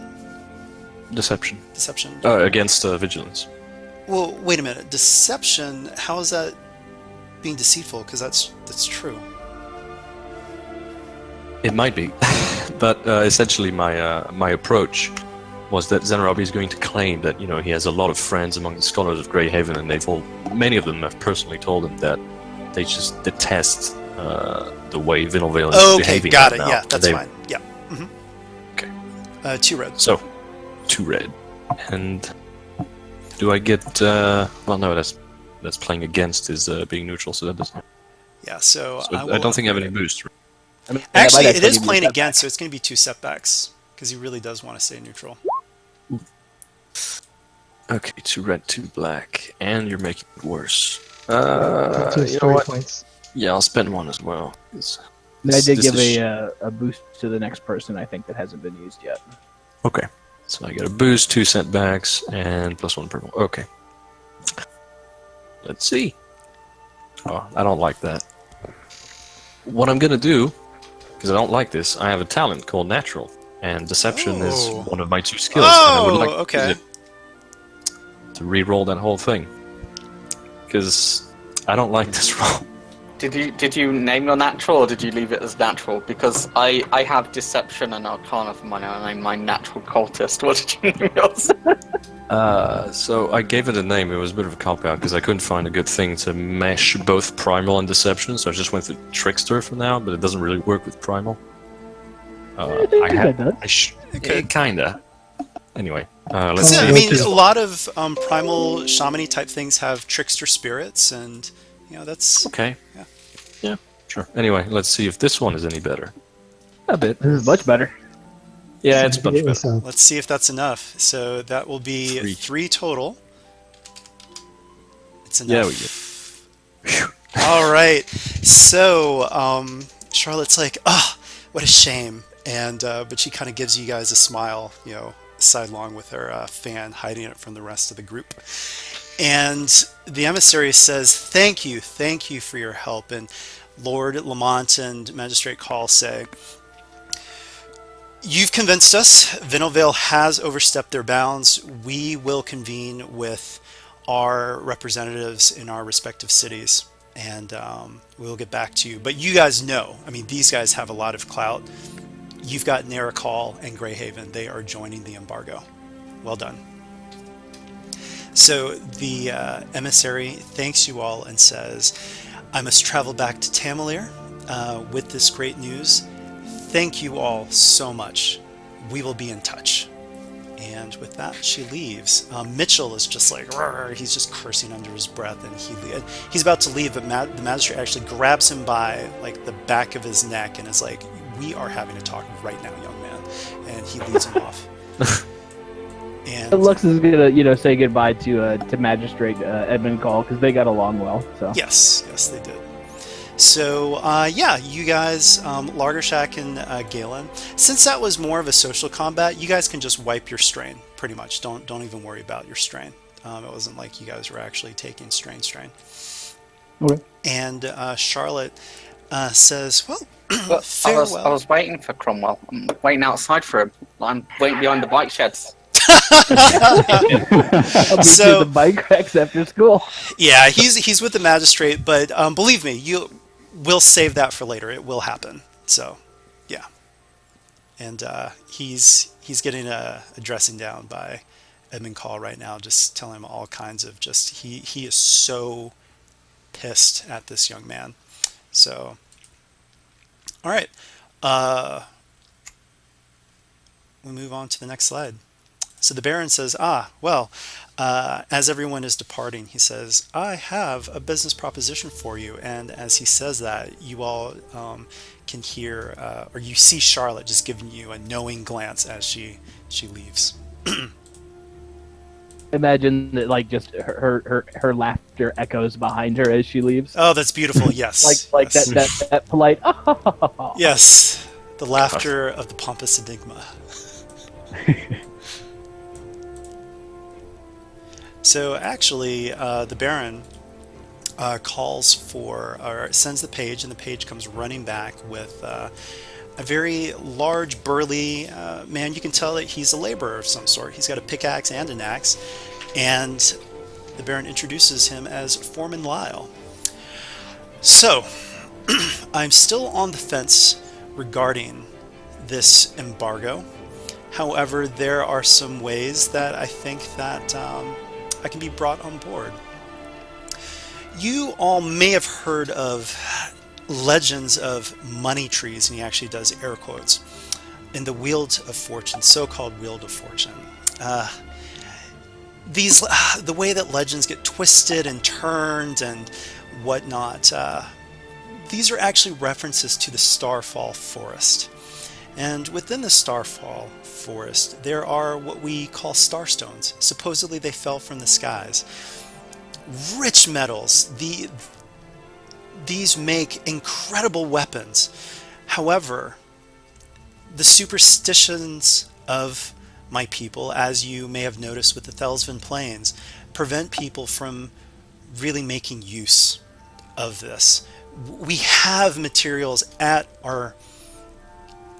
could be at our beck and call, and yet we don't have access to them because I cannot convince my people to mine these stones. And he kind of looks at the foreman, and the foreman's like, what do you expect, boss? People go missing when they go into the Weald of Fortune. I mean, and he says, well, that's why I have you here, and I have these fine heroes, because they should be able to protect you from whatever it is in this Weald of Fortune that rains misfortune down upon those who seek the Starstones.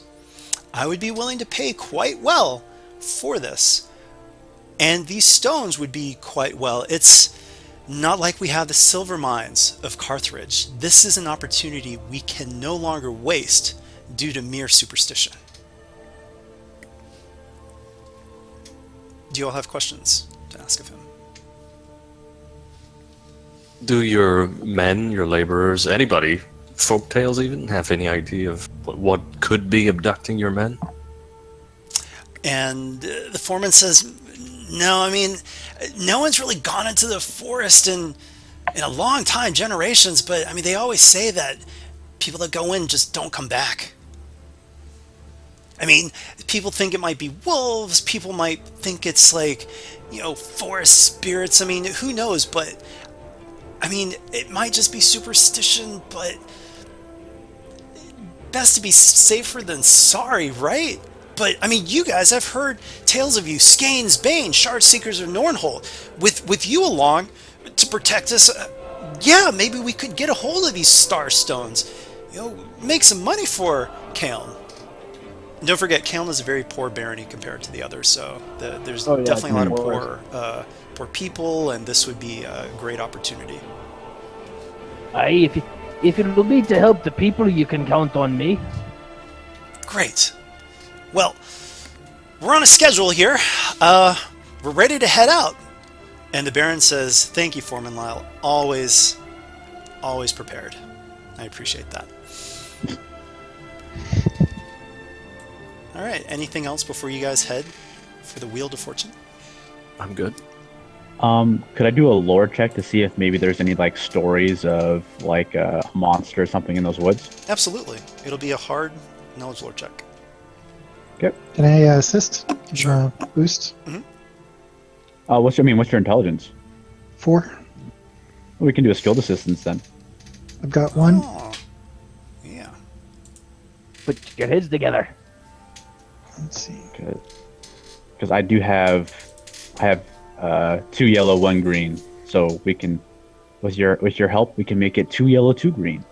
Right. And actually, let me take a look here. Yeah, I'm going to upgrade that. Okay. I'm going to upgrade for the GM. I'll upgrade back, so you can get some more points. Oh my god! I rolled a despair every roll. Whoa, man. Okay, so But you did succeed. It's because I kept telling him about dragons. here's what happened. Yes, there have been people that you have heard, yes, they're tales of monsters of some sort. However, with that despair, that's all you get from it. You don't get any specifics from it. But yeah, people talk about monsters, but it's all very nebulous and whatnot. With that advantage, I'll say that there are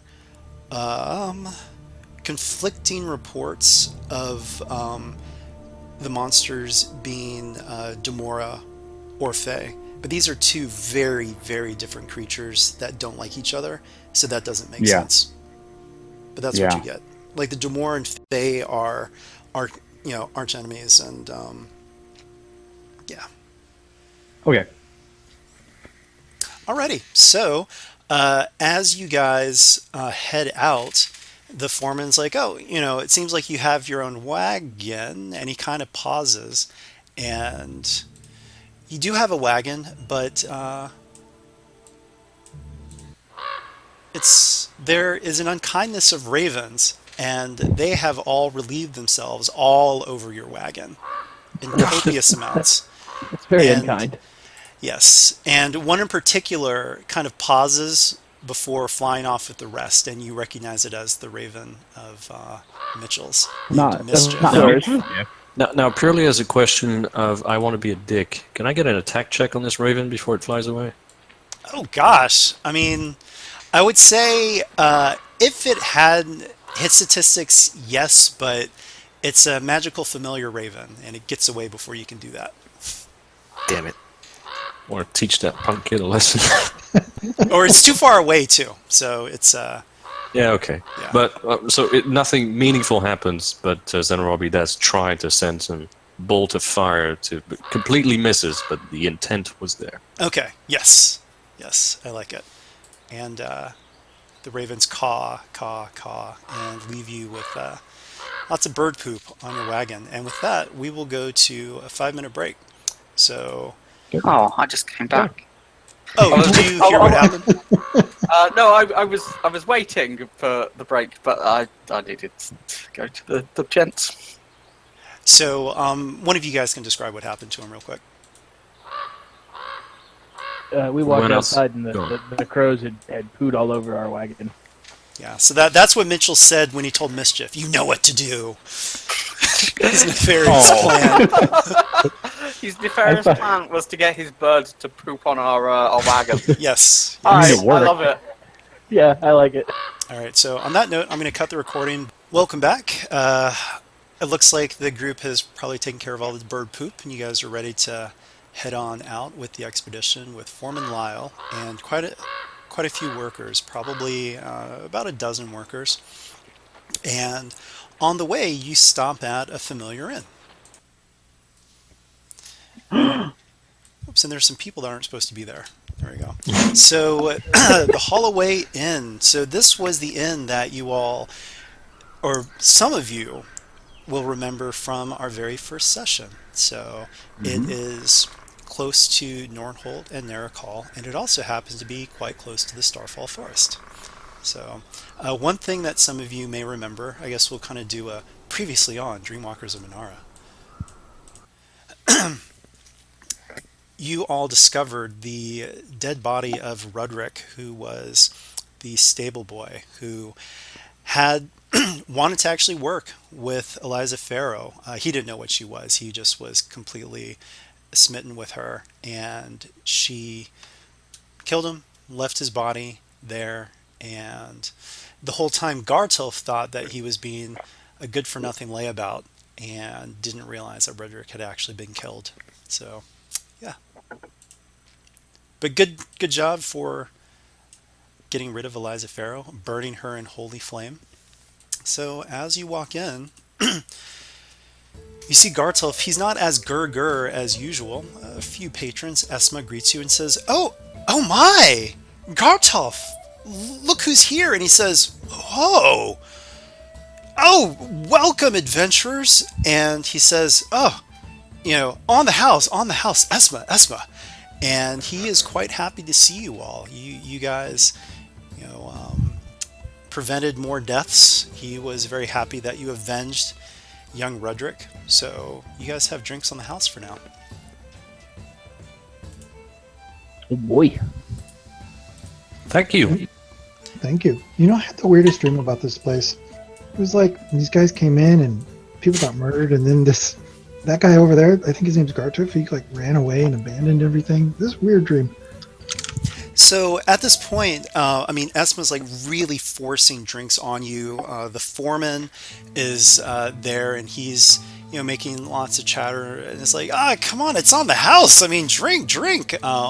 So he's actually trying to get you guys to drink. So you guys have a choice. You can make a hard resilience check to accept the drinks and basically be chummy with the foreman, or you can make a social check of some sort to not not drink, but the consequences polite. are, yeah, that it'll cause some negativity from the workers and the foreman. Lux is just going to pull up a bar stool, so I'll move him up there near the bar because that's awesome. And he's gonna have some drinks with him. Okay, Yeah. so it'll be a hard resilience check. So hard Yeah, I resilience just rolled check that. or hard. Oh wow. Or social check to get out of it. That's up to you. What are some options for a triumph here? And I mean, there's 2 threats in there, but So the triumph, actually, I'll tell you this. The foreman really likes you. You've got a pal. all right, yeah, that works. That works. He's sitting there, he's drinking with the foreman. They're playing like dwarven drinking games or something. And with the 2 threats, let's say this, because this is some seriously strong drink. This is normally not what happen, but Gartolf is really, he's bringing out the best for you guys. So it's actually going to be -1 strength threshold. Okay.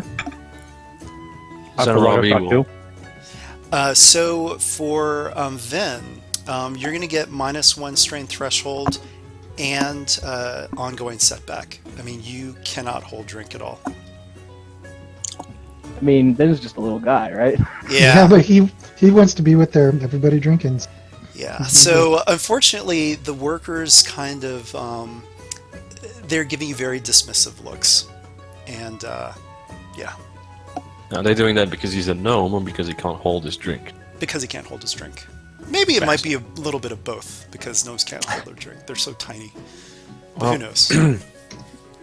Then Robbie's gonna join in because this foreman is a down-to-earth person that's a lot more comfortable than all the uppity nobles and pompous enigma person. But he can't hold the drink either, so... Oh no! Okay, so unfortunately, same result here. You're gonna have to. Well, let's put it this way. You're gonna have -1 strain threshold, ongoing setback, and take 1 strain just for now. Okay. And I'll let you know when you can rest to get rid of it. But this is some really potent drink here. Is that everybody? Oh. No, I haven't gone. Can I discreetly cast a utility spell in order to render myself essentially immune to the effects of the alcohol? Sure. So this will be one of those things where normally utility spells are 1 difficulty. However, another thing is that if you ever use magic to replace a skill, it should generally be harder. So it will be a daunting check to do so. Yeah, I'm a big fan of using utility like that. Like base Yeah. utility, yeah, should only be 1 difficulty. But if you want to do magic to do something else, it's just a harder check, right? Yeah. So I'm what's a the big- difficulty? Sorry. It'll be daunting for you. And actually, I'm going to upgrade that check. I will upgrade it right back.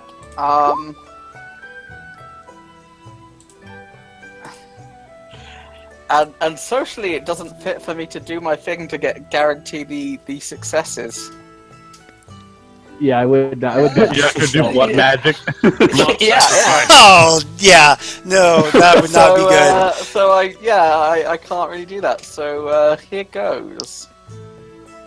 I mean, oh wait. Oh no, I cut my hand buttering my bread.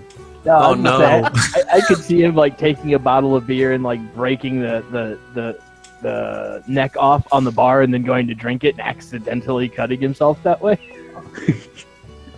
Yeah. But I don't think that really fits with the theme of the challenge. So one thing I've been toying with is I've been doing that for a while, and I was toying with the idea that maybe he's been specifically carving runes into his arm, and that rather than doing the whole cutting himself motif now, that when he does it, his existing wounds are now going to start to redden and bleed and weep. So thematically, that could fit without really. Well, the problem though is I that mean, I'm not going to do Oh, it. okay. But I was just thinking that is that's something I was toying with in terms of a thematic idea for Galen. Right, I'll give yeah. you the check. All Okay. that threat. Wow. All the threat. Okay. Yeah. Let me think about this one because that. Wow. All of the threat. Yeah. Jeez. I mean, I'm not sure it was worth, but all right. Just all the threat. Okay. It seems like thematically it fits, though, trying to cast magic to avoid drinking to look like you're drinking or something. I mean, yeah. Like, I'd essentially cast a spell. I'd be like, I'll get these, and I'll go to the bar, and like on the way to and fro, I just discreetly cast a spell, in order to obscure the fact that I'm not getting drunk. Like the.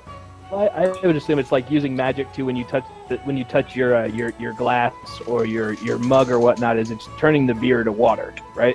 Yeah. So here's what's going to happen. You succeed, but 3 of those threats are going to be used to alert creatures within a day's distance of your presence. And the other 3 are going to be used to, you'll have an ongoing setback, another ongoing setback, but this one is specifically on all magic checks. So your spell was like a lot more powerful than it should have been. Like maybe the other magic users here are just like, what in the world? Like a wave of magic comes out of you. I assume sense a every magic disturbance. user here knows what he did. Yeah. So for that, it's up to you. Since you said maybe my spell is more powerful, perhaps, and you might want to take this instead of the ongoing stuff, because it could be socially very awkward and bad and negative.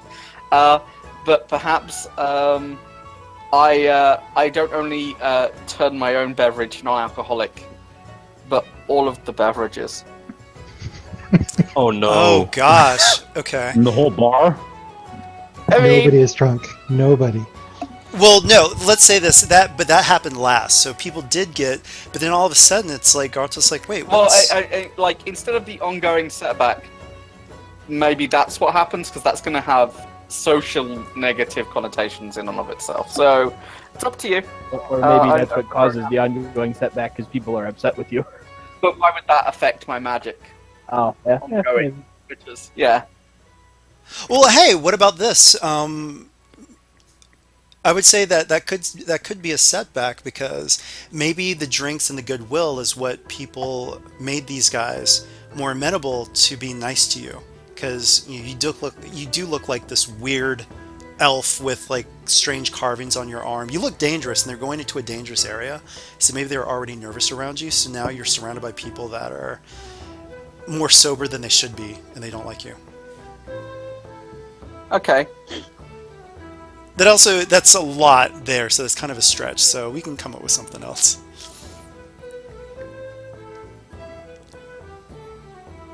I thought the everything around me being notified was cool.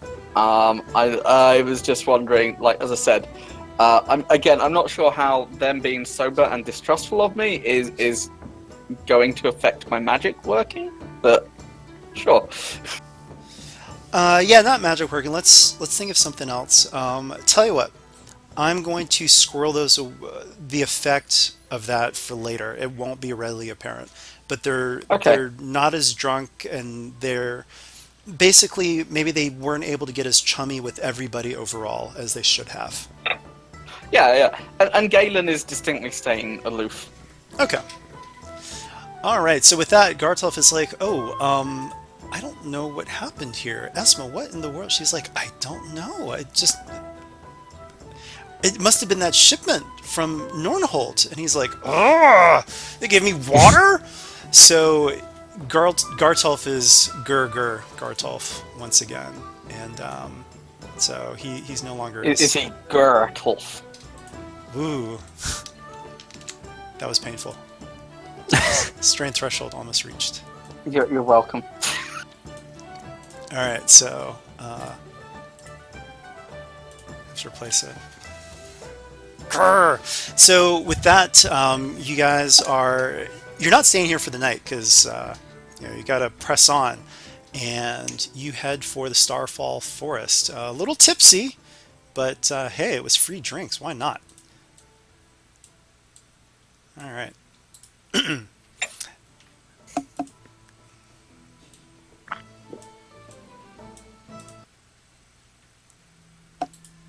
So you stand at the edge of the forest, and the foreman, he's looking really nervous, and the workers are looking really nervous too.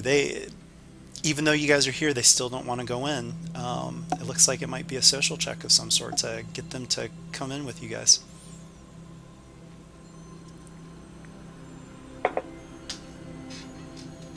I'll give it a shot. It'll be charm. Okay. It'll be an average charm check.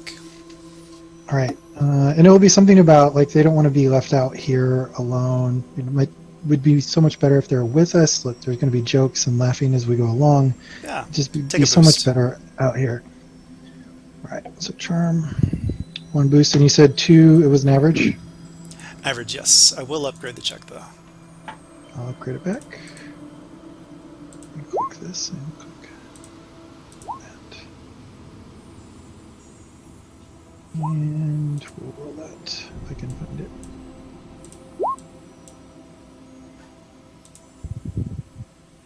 All right. Go ahead and take a strain for that. But yes, you do convince them to go in without, more trouble. So you guys are able to make some haste here. So you start looking around, and there are none of these so-called starstones in the outskirts. But in after a few minutes, yes, you start to see them just like littering the ground. Some of them are very irregular, but some of them actually look quite polished.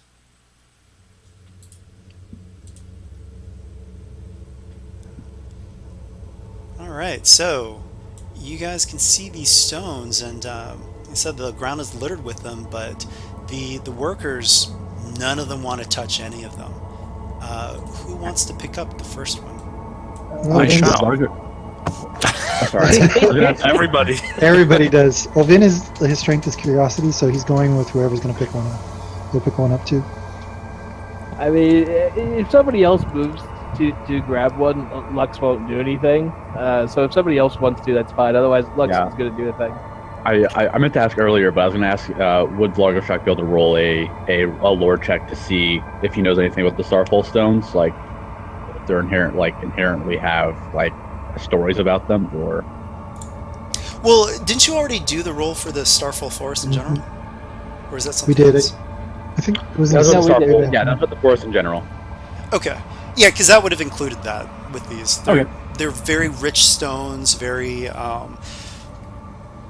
yeah. So who's gonna be first? Well, actually, no. So I then- mean, you're talking about the stones specifically, so sure, I'll add you can have a separate check, so it'll be a hard knowledge lore check, and I'll upgrade that once. Or actually, no, it would be a daunting check. So Still upgraded once. yes, Okay. with 2 setbacks. And let's just go ahead and roll it and see what the dolls. All right. So I'm going to say. By the way, you've got a wound. Is that from? What's that about? Oh, whoops. I think it's when I transferred the sheet over.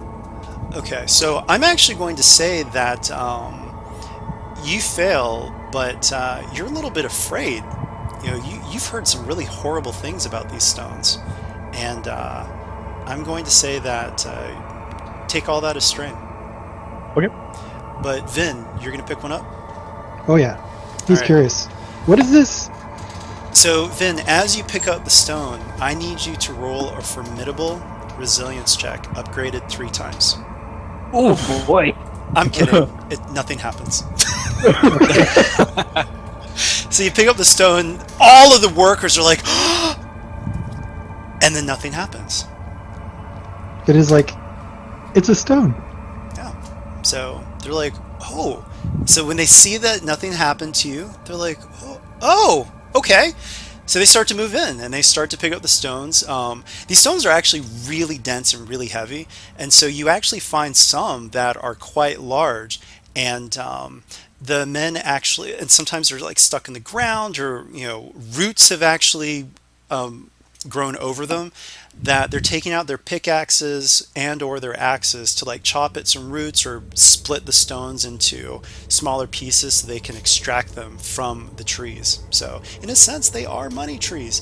So that's happening, and the foreman is just really happy. It's like, okay, this is great. And how are you guys arranging yourselves around these workers? Are you guys forming perimeter? Are you helping them out to pick up stuff? What's going on? Actually, have I noticed any like animals or wildlife? No. I'll turn to Sonarabi and mention that it's been awfully quiet for a forest. Yeah, this is less than natural. It would at least be the sound of birds, wildlife, something. You do hear some birds and whatnot in the distance. Okay.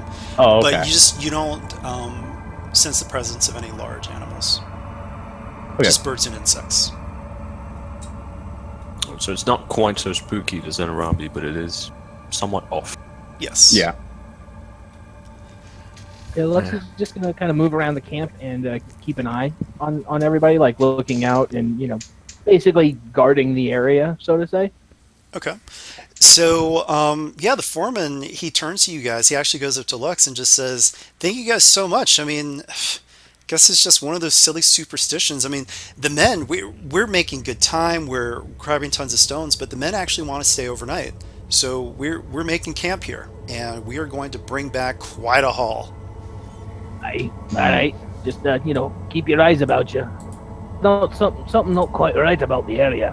Specifically, because you mentioned there were no bugs, and that's like. Oh no, there are bugs. There are bugs. Oh, there are. There are no okay. I thought you said there are no big weren't. animals, but there are birds and bugs. Oh, okay. No, if there's like birds and bugs and natural like forest critters, okay. So, we can make camp here. We can do that. We're not going to leave you alone. Obviously not. Okay, so Perhaps you should consider building a large fire, setting some lights off the trees, making sure the area is well lit, and as well as us taking watch, post some of your men, form some kind of perimeter and such. yeah, it sounds good. So, how would you guys like to set up the watch shifts specifically? How many watch shifts? How many people will be on the watch shifts? Say we have 3 watch shifts. There's 6 of us if we include the foreman, or should we not include the foreman? Don't include the foreman, but the foreman and the workers, they will give you boosts. I still think 3 watch shifts would be good. 3 sounds about good, yeah. Zenarabi would volunteer. Okay. Yeah. Great. Preferably So the first. for the first shift, sorry, you were saying? I was gonna say, is there a way we could do it so nobody's on a shift by themselves? So maybe have the second shift like overlap a little bit. Right. And Vin would not want to take a shift by himself because he doesn't do things by himself. Well, the idea is not to have it so no one has to take a shift. So there's always at least 2 people on watch, even if some of those shifts overlap. Right. Going to someone else, I don't need to sleep. No, one game. Yeah, I would take whatever Stop. shift Galen is taking because Vin has been waiting to talk with him. Okay. So, set you guys up in the shifts. Kind of do it, I guess, in descending order. I'll just use the foreman. So, first shift would be up here, then the next shift would be below, and then, you kind of arrange who's going to be on those. I have a question for Vin. Would you have let this known? Like, would you be like kind of chomping at the bit, kind of eager to try to talk to Galen? He's been buzzing around. Like, the kind of person who follows through. Tries to take the shift from Lux. Well, what I'm thinking, because there's 5 of us, so here I'm gonna move people's tokens, and then we can kind of do it as needed, but so that there's overlap, so nobody's on a shift by themselves. Do you see? So like first shift using this formation, first shift would be like Zenarabi and Lagershack. Then second shift, the first half of the second shift would be Lagershack and Lux. The second half would be Lux and Galen, and then the third shift would be Galen and Vin. Does that make? Yeah, and like that. That way nobody's on a shift by themselves. Does that make sense to everybody? Yeah. All right, Yep. so let's do it this way because there are only going to be, because you have 3 shifts, there will just be 3 checks. But what I'll do is that each check will be the person plus the next person and going down. So uh, Yeah, there's just one check for each shift. I was just saying that way it's not like Yeah. one person is on, but it makes sense. There's just one check per shift, not one check per person. yeah, Zenarabi, I'm not going to give you 2 checks on that though. So, No, of course not.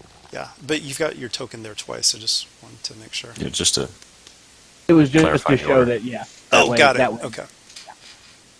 Which spot are you taking though? The first one? yes. All right. So, for the first shift, I need you guys to give me Daunting upgraded twice natively. So 2 reds, 2 purple, vigilance or perception check. Either one is fine. All right. So Yeah. my perception's pretty good. It's yellow and 4 green. Can you contribute anything more? A yellow and 4 green. Yes. Oh wow. No, I can give you a nut skill assistance. But my Oh, you perception- guys can actually, both of you, since there are 2 people on Oh, shift, okay. you can each make your own roll. Oh, okay. In that I'm case, sorry. What was the difficulty again? 2 reds, 2 purple. Okay. And actually, because Largashak was kind of like, wait, what's going on? It's going to be upgraded for you once. I'm going to use a story point. We're using a story point because you didn't know what was going on. Take that. Okay, so Zanarabi, you saw something in the distance actually, and there's actually a bit of commotion. Some of the workers saw something too, and they're saying, "Oh, I think they're like Fae in the woods," but you actually, it looked more like a Demora, which they're very different creatures. yeah. So it's a little bit confusing. But it was off in the distance and then it faded. Yeah, or just you didn't see it. But it didn't Zarabi approach. is going to mention that to Lagershak, and you think we should wake up and tell the others? It didn't seem to be particularly malevolent. Out of the ordinary, for sure. Largashock is very, very adamant that people shouldn't be woken up unless it's absolutely necessary, because it disturbs them from sleep Mhm. and dreaming. Ah, that's a good point. Okay. All right. All right. So you guys don't wake them up, but the workers are kind of like, oh, they're a little bit scared, but they see that you guys aren't alarmed, so it's like, okay, whatever it is, but we've got our heroes here. So Lux and Galen, you guys are up, and you will be rolling the same difficulty, 2 red, 2 purple on your shift. I went in the middle because I assumed that there would be setbacks from the darkness, and being a dwarf, I've got dark vision. So since there's not setbacks to that, could I get boost instead, maybe? Yeah, sure. Take a boost. So 2 red, 2 purple. I will spend a story point, A, to give you some, and B, because why not? And you said vigilance or perception, right? Yes, Are you upgrading it right back? I did. Okay. Just before we roll, the previous shift would have relayed that information. Yes. So would that have any impact on this roll? Sure, you guys can take another boost. You know, you're kind of expecting, you're keeping an eye out. Okay. We know to be on the lookout for something. Yep. Just for clarity's sake, I upgraded my check as well. Okay, I'll upgrade as well then. I mean, we're trying real hard to give you story points here, No, Tommy. that's I appreciate that.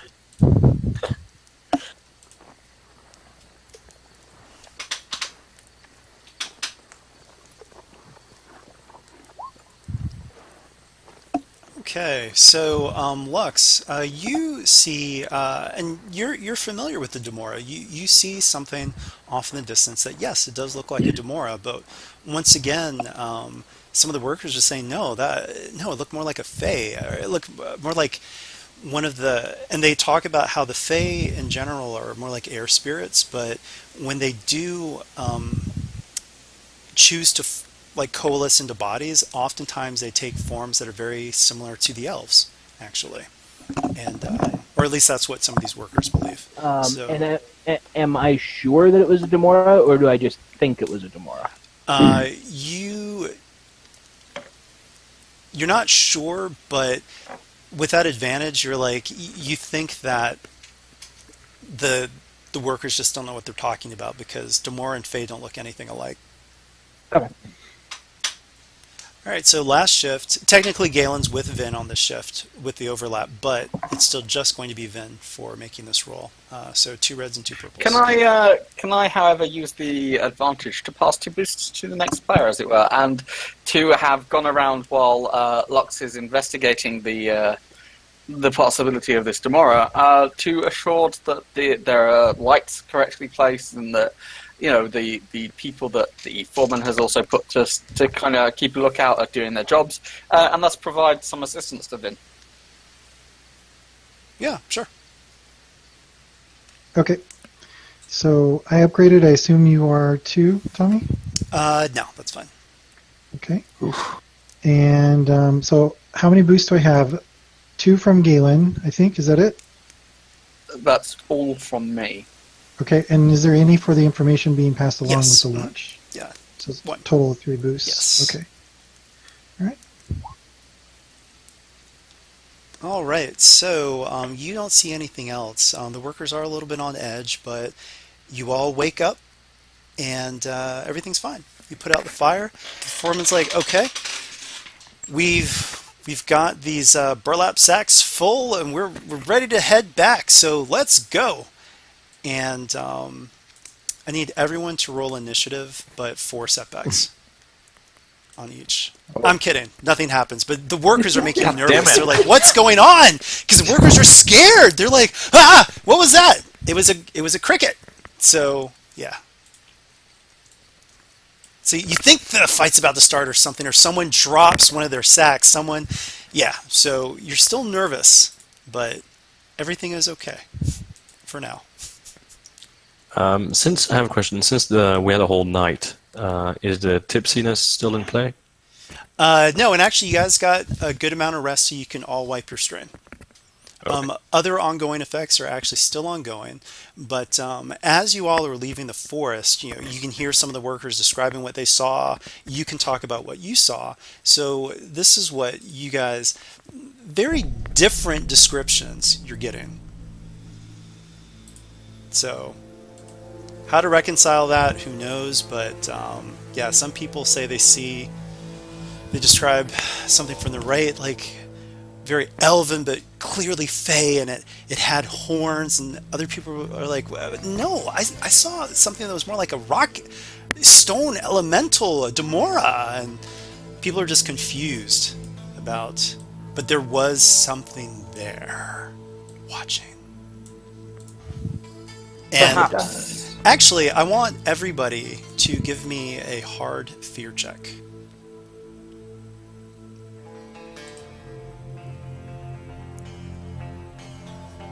Cooler discipline, right? Yes.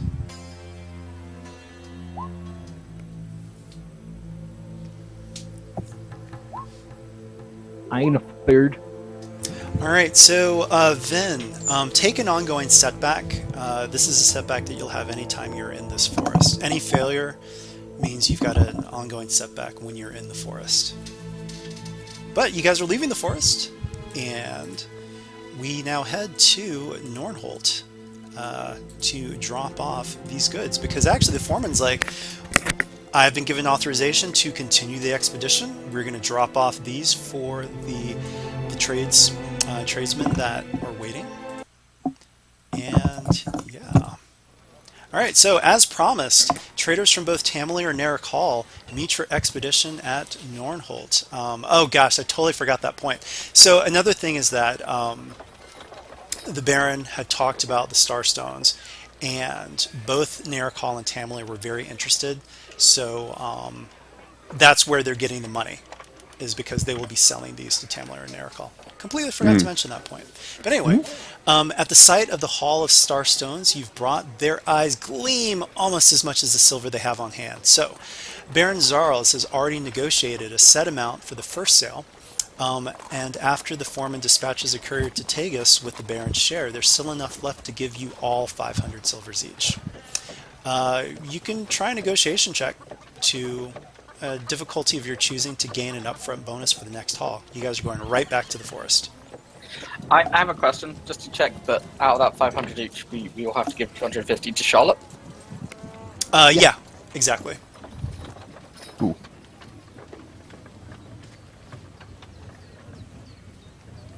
Right, it's just important because it's. Oh no, that's to a good point. It's 250, not. Right. Well, don't record it yet. We'll have that at the end. So. Yeah. I made some notes. So yeah, Vin would like to charm, talk about how lovely the trip was with everybody. It's going to be a do they feel some negotiation check. The merchants aren't going to take a charm. Okay, negotiation. And then you said any difficulty? You get to choose your own difficulty. That'll determine how much extra you get. All right, I'll go do a negotiation with an average tech. Okay, so that's not going to be. You're not really asking for much. So I'm going to say that is an extra 50 silvers each. Because remember, this is spread across the entire group. So not just you guys, but everybody. It's like an extra 250 silvers. So, all right. Oh, no, even more. This is across all the workers. All right. Yep. So, good job. Go ahead and take... don't worry about that threat in this case, but all of you get 550 silvers. Don't forget, though, to be split in half. Your share with Charlotte. So the foreman, he's just like, whoa, let's get back, but let's stop back at the Holloway Inn. Man, we've got money to spare, and this is great. And you can tell these people have never seen this much money in their hands, and it was just, yeah. So here we go. So as you guys get there, you hear the foreman. He's talking to some of his workers, and he just nods. He's like, yes, I like that idea. And he turns to Gartolf, and he's whispering something. And then he turns to you all and says, with this money that we have on hand, I say we play a game. And the workers start chanting, words of fortune! Words of fortune! And so they want to start a game of Words of Fortune. I'm going to show you guys the slide. So, Words of Fortune is a game that started in Greyhaven, but is also popular in Kaon and Tamalier. It begins with teams adding equal shares to the prize pot. Then the neutral party presents parchment with a question or phrase that refers to hidden words that must be uncovered one by one, or by letter one by one. Teams go round robin, each selecting a single letter. After a letter is successfully uncovered, another letter may be chosen by that team until they either fail to uncover another or they attempt to solve the puzzle. Once the puzzle reaches the last letter, the answer must be attempted. While this game does benefit from player knowledge in terms of potentially knowing the correct answer and thus providing the right letters, ultimately it is your characters who must carry the day. Once you are ready to answer, the team must pass a hard 3p knowledge lore check with boost dice equal to every 2 letters that have been uncovered. If the check fails, the next team may either try a letter or attempt to answer. So the foreman has formed one team with some of his men. Another team has formed with some of his men. And it's assumed that you guys will be a team. So there are 3 teams to play Words of Fortune. And we'll move on to the first one. So how much do you guys want to put up to the pot? Everyone will put in an equal amount. Again, just to specify here, obviously this is coming out of our pocket, as in after giving to Charlotte half. Exactly. Just for the purposes of note taking. And generally 50. this is played in 3 phrases. So multiple rounds, but it will be 3 games of this, generally. I am watching time. We are going to go over if anyone has a hard stop. Does anyone have a hard stop? Nah. More than 1 hour over is stretching it, but if it's not that much longer, it's okay. Okay. So because I set the time, you'll get full credit if you have to leave before the mission ends. But all right, so how much are we putting into the pot? Zanarabi proposes putting 50 each. right. Yeah, So Lux will go along with whatever. He's not much of a gambler himself, but he'd play to be polite. all right. So 50 each. So basically, the other teams are the same number. I'll just do it just so it'll make it easier. So if you guys win, you get double your earnings back. So let's play Words of Fortune.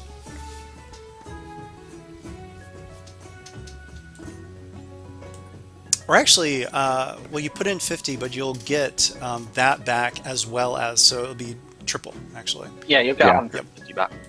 So yeah, there's a reason to really go all in on this.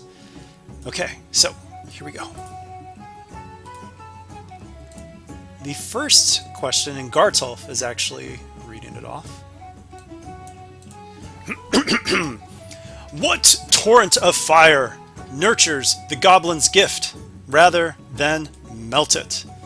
And as a courtesy to you guys, since you guys are the guards, you guys get to go first. So you get to pick a letter. E. Well, discuss them amongst you guys, because as a team, Right. you'll see. No, E is the choice because it's the most common vowel. That's why E is the choice, because that's the reason Yep. we. All right, so E, yes, there is an E. So give me 1 second while I.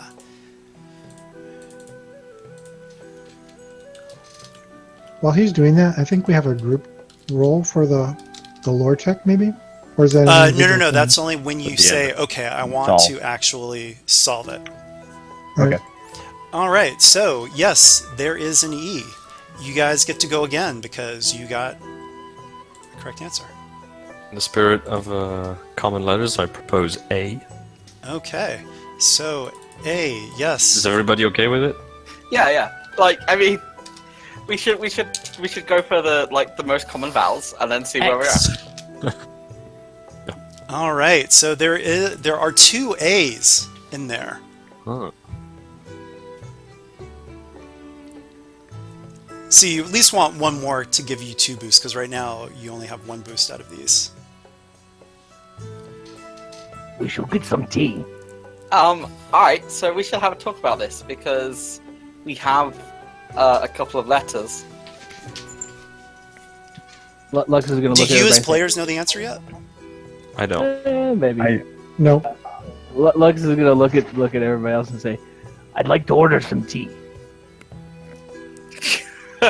I mean, if you wanna, if that's your way of saying tea, then Galen would be Yeah. looking at you and it's like, at least it's not Let's go with that alcohol from the other night. All right, Oh, so yeah. T is there.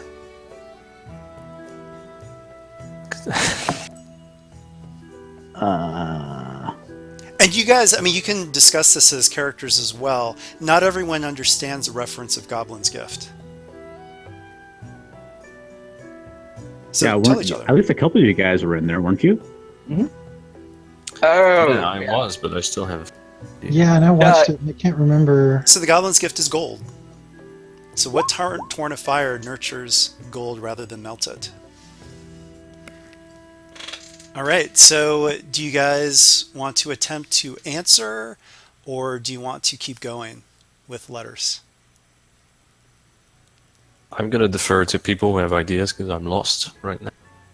Yeah, if Lux, anybody- seems to have an idea. I mean, Lux gave his idea of tea. I think we could try to make a knowledge roll, or we If you could want try to to. guess another letter.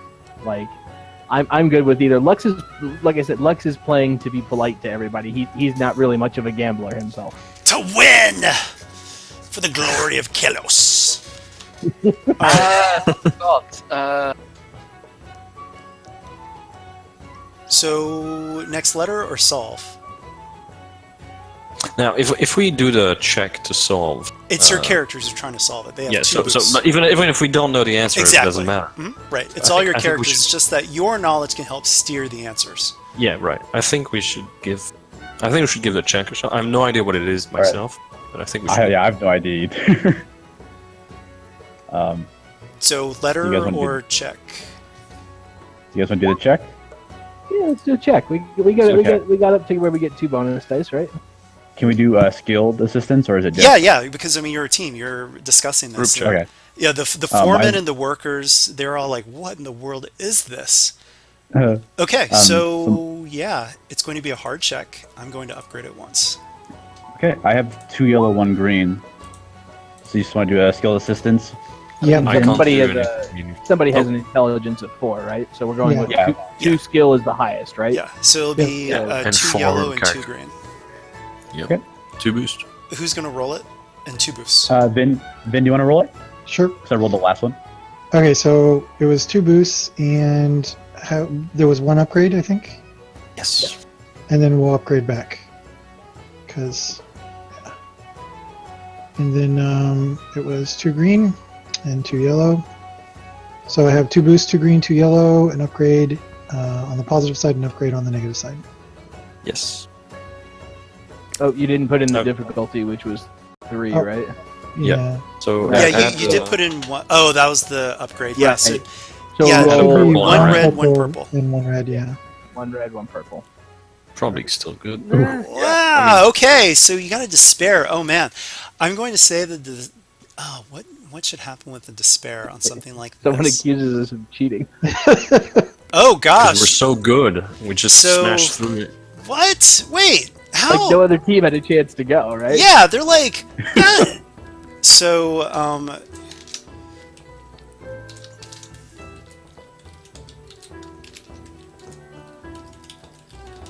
So what actually is the correct answer that Vin blurts out? Because I want to know. Flametail, the Flametail River, where trade goes up and down between all the cities. Oh. All right, so yeah, actually, some of the workers are like, "How could they get that from that? Come on, the barkeep, he's friends of theirs." So they're actually accusing you guys of cheating. What do you say? I look. If we were to cheat, we'd be far more clever about it than just guessing the word. It's going to be a social check, or they're going to drop out of the next game. One team need will. The their foreman money. will keep going. I mean, do we care? We've already taken their money. Well, they're not going to. They don't taking want to give more. their money either. They're mad. Oh. But a social check might help. Look, it's I think we simply threaten them to simmer down and behave and You say threaten them? yes. Okay, Because do you they guys don't as a want to team keep want us to threaten alive. them? No. No, not really. No. Look, I just said that because I know Lux is pretty good at it. In terms of a social check, it's Lux, like I said, Lux is staying out of this because he's there to play to be yeah. polite. But he's If he doesn't being care about cheap, getting that's their money, so something I he's think I like- care about though. Lux is Vin fine would- with them keeping their money. No, Vin would like want everybody to be playing just because it's more fun with more people. Is I is Lux have an likely idea to for be accused of being a cheat though? Like, is Well, no, Lux's response to that is, "I'm not cheating because I don't care if I win. Keep your money. I don't want it." All right. But what I think is appropriate is maybe Vin makes a charm check to keep Yeah. him in the game. He's like, Mhm. smooth things over because that's kind of Vin's shtick, right? Yep, that's exactly what I want to do. So difficulty? All right. So it's against a bunch of workers. So it's less about their personal opposing skill and more about just them. So and they're being egged on by the other workers who aren't playing. So it's going to be a hard check. Okay, 3P, and I want to upgrade that. I'll upgrade as well. All Make right. sure I tab off of all these things, and it's scroll charm. Bah! Ah, okay. So here's what happens.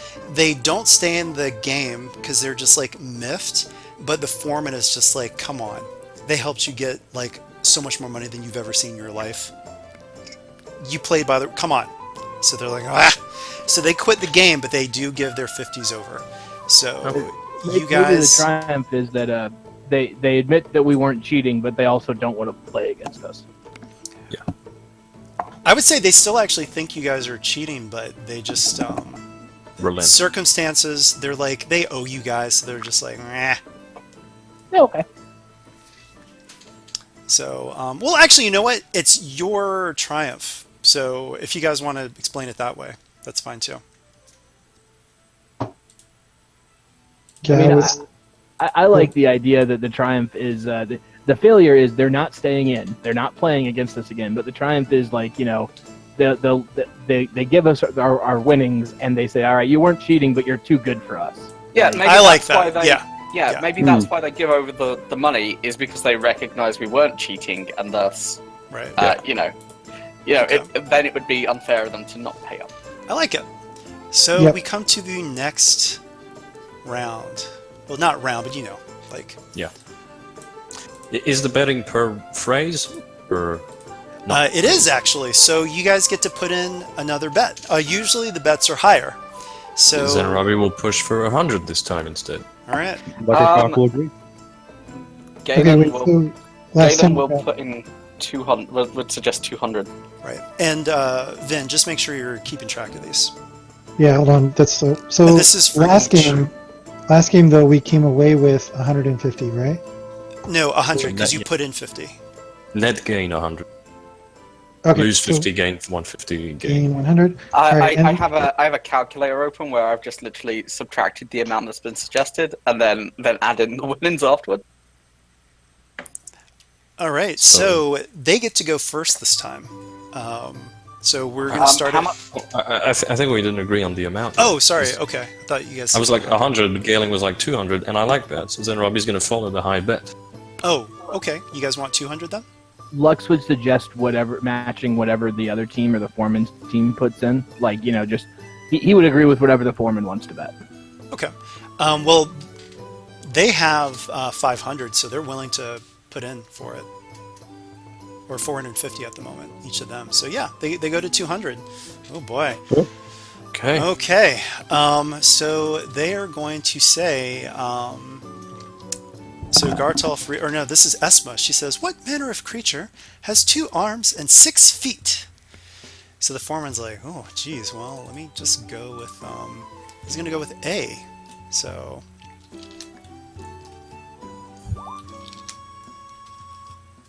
You know, I went to Kazafex as well. What even is that? It's an inside joke with me and Rad about another game. That's why I typed it instead of spoke In it. our Star Wars game, we have a player playing a heart, which are the spider people, called Kazafex. So it's a spider. Okay. All right, and he is going to actually GM assistant. Do me a favor. Roll 1d2. High is bad for you guys. Okay, so actually they are going to guess you, and there is no you, so it goes to you guys. There's got to be another E. Right. Larger shock is he feels like an I is in there, but he'll do E. We can do E if you guys like it. I mean, that's a lot of A's, so it might not be a standard word, you know what I mean? Okay, well, Yeah. the end of Typical that arrangement. has to have some I more think vowels. if it's see, I don't know if it might be 2 words. But I mean, I think E is a solid bet. Like, there's a lot of letters in there for it to not have another vowel or 2 in there. Mm-hmm. Like in the back half, particularly. Mm-hmm. At the Yes, same I time, I think Lagershak's I. It's also a vowel, even if a bit less common, but I mean, with yeah, all let's those go with I. A's, let's go with I. Let's go with I because Agreed. Nick's just I. The eyes have it. Well played, sir. All right. I is in there. Next. What other letter do you think is in there? And this one is harder than the other. This is a daunting check. Yes, we really want to get the letters. Mm. What do you guys think? We could try the E again, but that's a lot of vowel. I still think there's room for something in the rear end. Yeah, there has yeah. to be a vowel at the end because that many consonants together makes no sense. Unless it's German. What about Y? We should probably do. I mean, we probably should do E first. I mean, logically, but I feel yeah. Y. Yeah, I mean, probably I go think- with E. let's go with E and see where we end up. Okay. Final answer? E. Alright. Give me 1 second. Just need to make sure I get these in the right place. So, Whoa, whoops. Alright. E is there.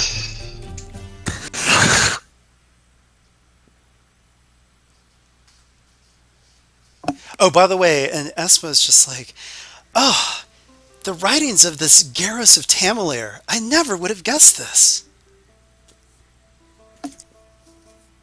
It's a good old Garrus.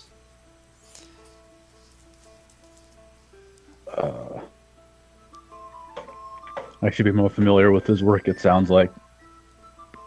Yep.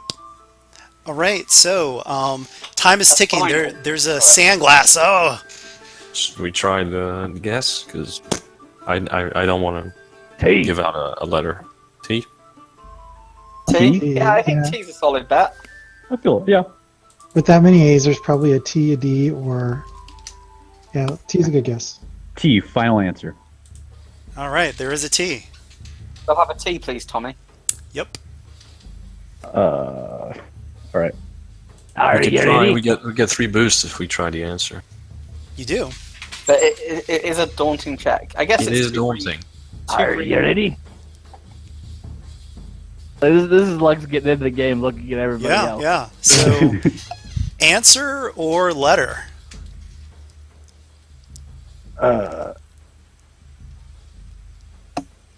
I vote answer. Answer? I Yeah. think there might be an N in there. Are you sure? Uh, Fine, let's go with R. I do think there could be an N or an R in there somewhere. Indeed, that would be. I do like our chances of an N. Let's go with N. Then. N. Final answer. All right. So N. Let me make sure I get this right.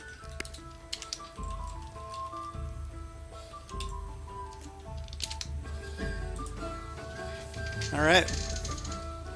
So now you will have 4 boosts if you attempt to answer. I think now we Are you answer. sure? Right? Yeah.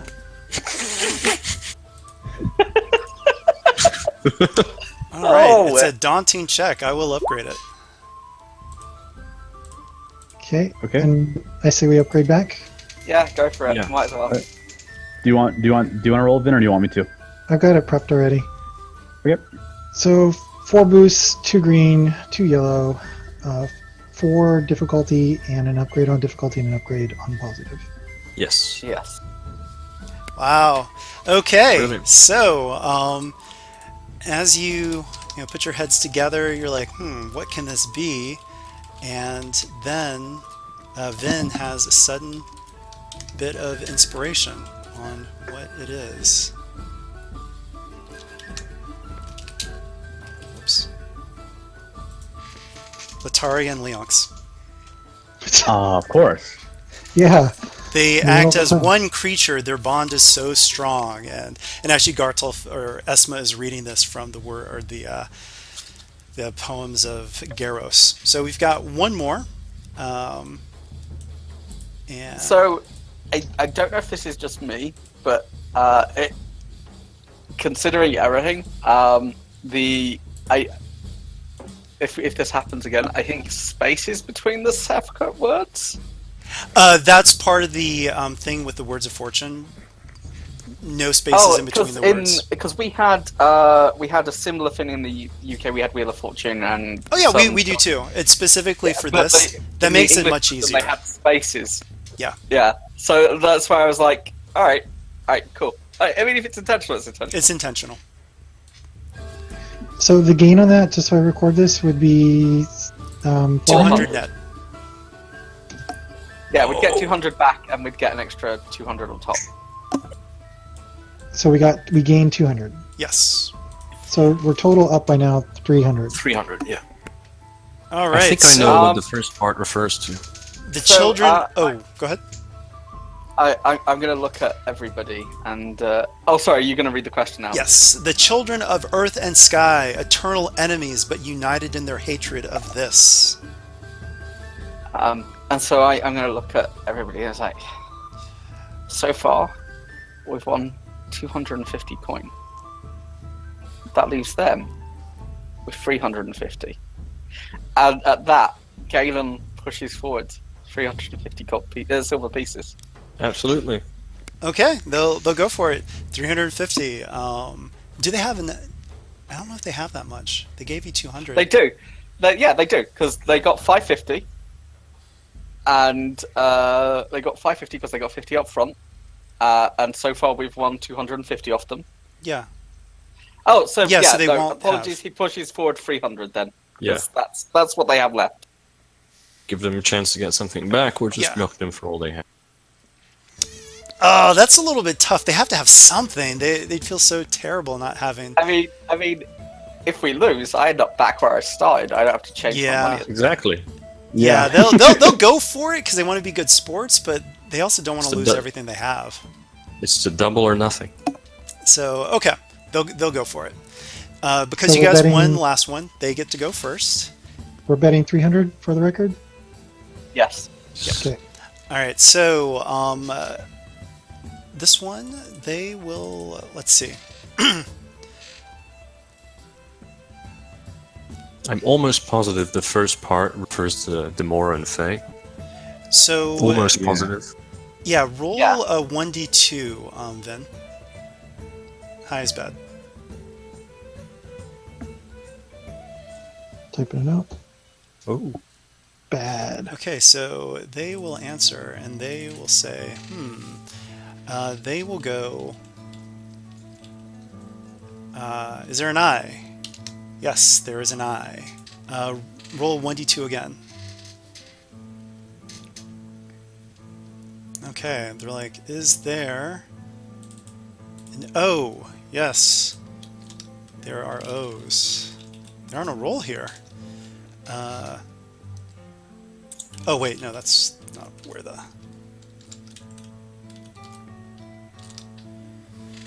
Okay, so, they... Here's what'll happen. If they don't get another letter, they're going to attempt to answer this. Or they'll give a correct letter. 1d2. Okay, yeah, so they're going to get their letter and they're going to attempt it. They're on a roll, man. So they think they know what it is. They're going to say,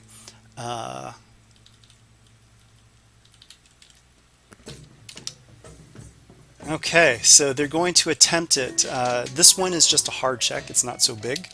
And unfortunately, they're not that bright, but they're going to make a go of it.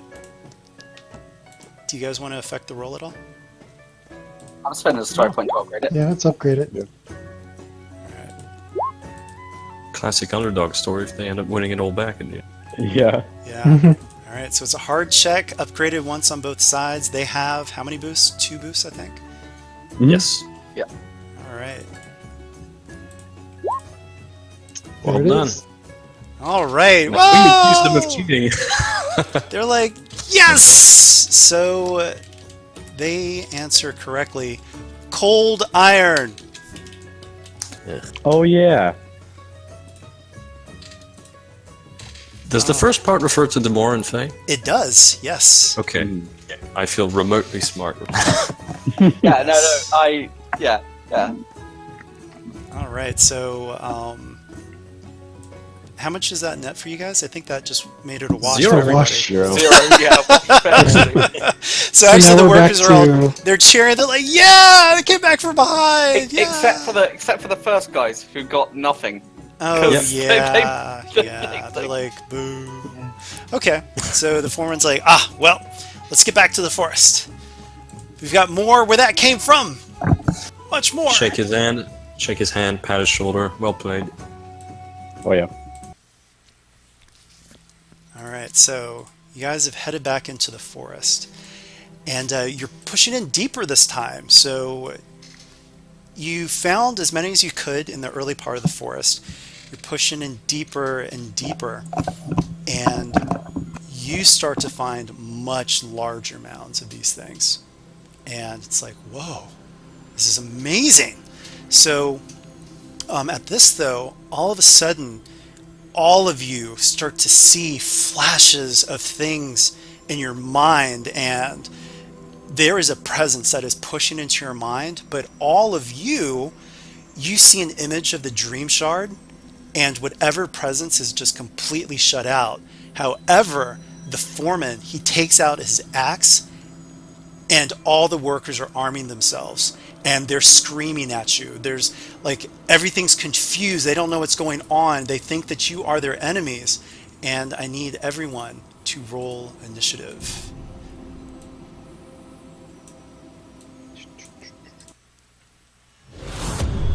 I assume this is a vigilance initiative. Yes.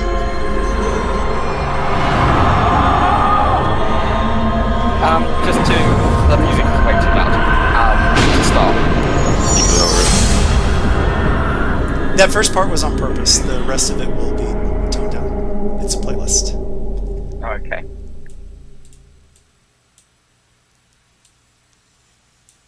going to make everyone shorter, and then I'll adjust your tokens to where they should be.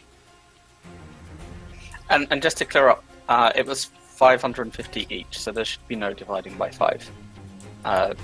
David. Oh, okay. Yeah. So the pot is that times a lot more because all these workers. There's a big amount of money being thrown around for these Starstone. Yeah. Yeah, I guess so. So we're really like at 2,500 or something? So Yeah. So you guys are all in the range band with the foreman, but I'll let you guys arrange yourselves how you see fit.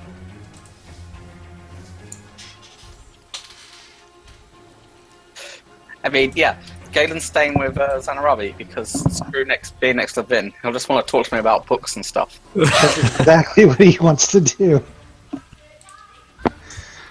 I see. All right. So remember, these guys, I mean, they're your friends. They're the people you're supposed to protect. They're, so it's going to, well, you'll have to let me know if you're pulling your punches or you're not, and that will affect some things, but give me 1 second. I'll start rolling initiative.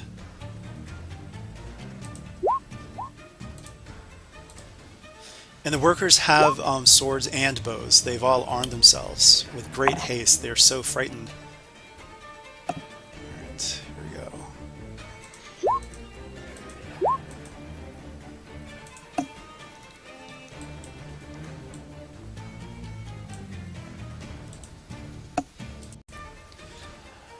All right, a PC is first. Who's up? If I go first, I can do a thing. One thing worth mentioning before we just think about the tactics and such, assuming everybody doesn't want to kill these people, and I certainly don't, Lagashak and Zanarabi are primal magic users who can do very decent amounts of damage non-lethal. So that's maybe something Yes. about. Mhm. Yeah. I mean, I was just gonna curse them Yeah. That's fine too, but to negate to kind of help with lowering their damage.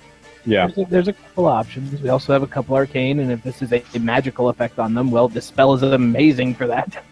Yeah, Yes. I was gonna ask about that, like, because Dispel is targeted, it's not area effect, so we would be dispelling individuals, and on a minion group, like, how does that function? A minion group, remember, and anytime you have to do a check against a minion group, it will affect the entire minion group.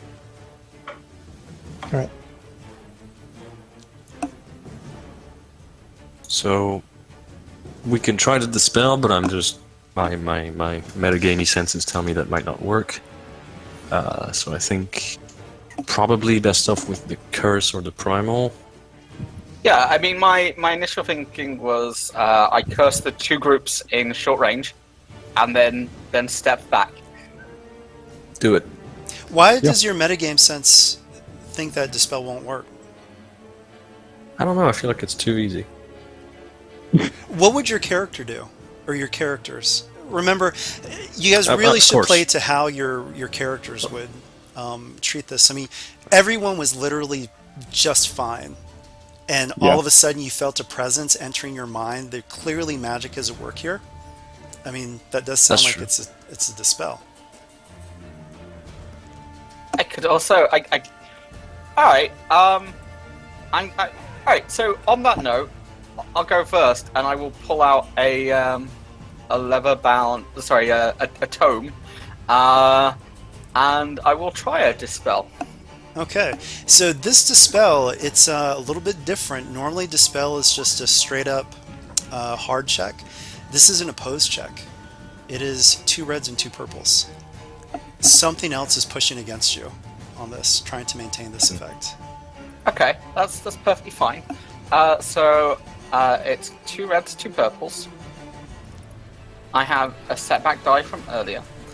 A setback die from earlier, a setback die from being in the forest and failing the fear test earlier.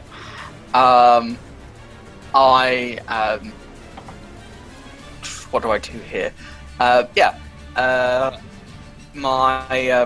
The scars and cuts on my arms glow red and begin to weep profusely, giving me 2 auto successes. Who are you targeting, by the way?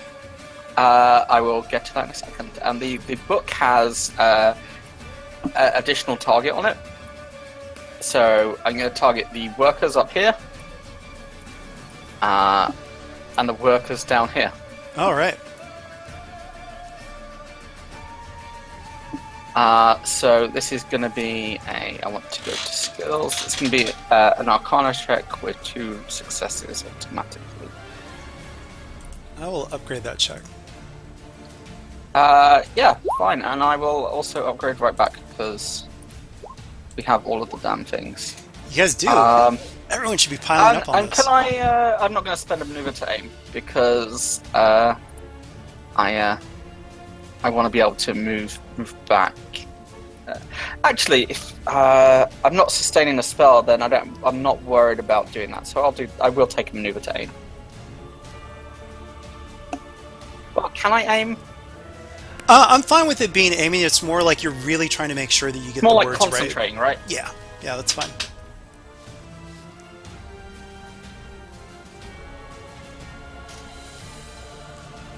Wow. Okay, Despair here's what is happens. You break that spell. This is like you can feel the presence of another mind. A very something that like you touch minds with this thing, and it is massive feedback, like 100 migraines, and you cannot cast any spells for the remainder of the encounter.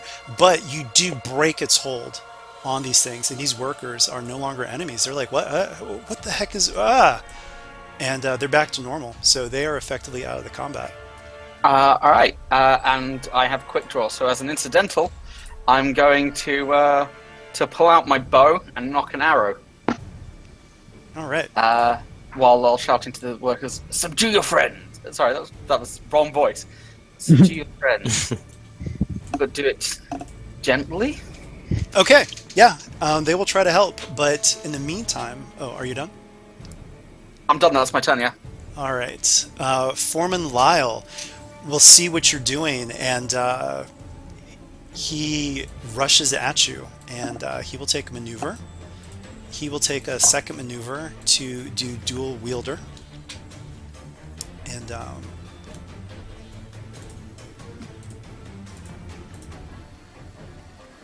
we go. And I'll upgrade this deck. That's a very good idea.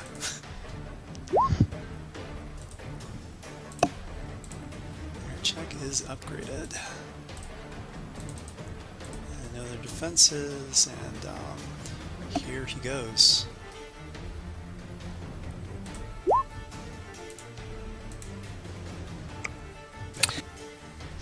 Alright, so 8 damage, but what would you like to do with that threat? Sorry, I don't did you think say those that? difficulties are correct.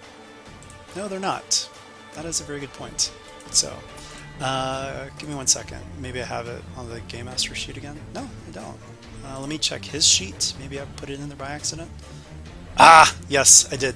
So I'm not even looking at it right now. Just to make it simple, let's just remove the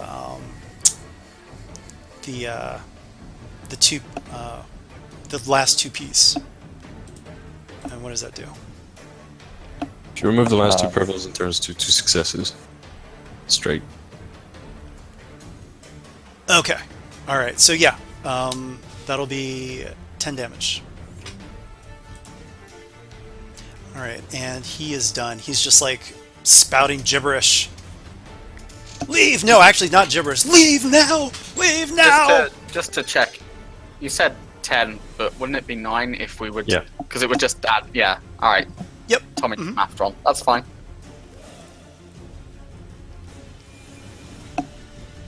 You're a threshold, Galen? Didn't he have a setback because of Galen's defense? Oh You would have yeah, as well, yeah. yeah. I missed that. Yeah, that roll was kind of balked. All right, here How do goes. you already have 11 wounds, Galen? Took 2, so 1 less damage. I've 1 less now. Yep. I just took 9 and I did 2 to myself to guarantee the success on the. Yeah, I guess it'll have something to do with it. Yep. All right, next Hey, it was PC. only 2. That was a good move, though. I mean, you took 2 of them out of the fight immediately. So we've proven the spell works, so I think Vin should go. Yeah. Take a maneuver, and I'll dispel this group right in front of me. Okay. And it's gonna be, you said 2 red, 2 purple? Yes. And I will upgrade that. 2P, 2R. And I'm gonna upgrade as well. Give me a moment here. Clicking upgrade buttons that are entirely too small. Okay, and so I need to click the story point button. So upgraded 2P, 2R, and dispel. All right, Oh, wow. same thing happens. Wait, You feel- wait. I'll use natural summoner, All right. and I'll reroll my arcane. I'm gonna laugh with you. Oh, Nice. Yeah, that would have been funny if it was the look same result. at that. Well, with 3 red dice, that's a good chance to get a Yeah. despair there. Yeah, it is. All right, so You know what? I forgot I have natural cultist, so I could have re-rolled my Arcana. Damn. Okay. all right, good job. Those guys are out of the fight. They're like, what's going on? What? And then I'll pass the boost to, let's see, 2, 3, 4, 5. 2 boosts to the next player, and then Did you not One put boost. extra target on it? no, I didn't, because Oh, I you didn't want to didn't. increase the difficulty even more. It was already tough. All right, so the workers that were not dispelled, they are shooting at you in short range. 1 defense. On defense, okay. And they are they are so enraged. They want to kill you. They want to kill you. All right.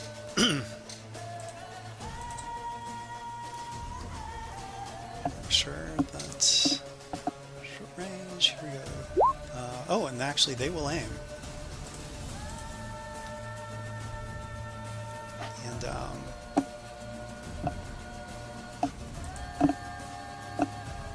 sorry, story point. All right, here goes. Like that. Hold on, flip that back. So give me a second. Here's where Vin goes down. Yeah, but I want to use the story point just in case. There we go. Gnomes do have a tendency to run forward and get shot in the face. Yeah, Yeah. I did think that, yeah.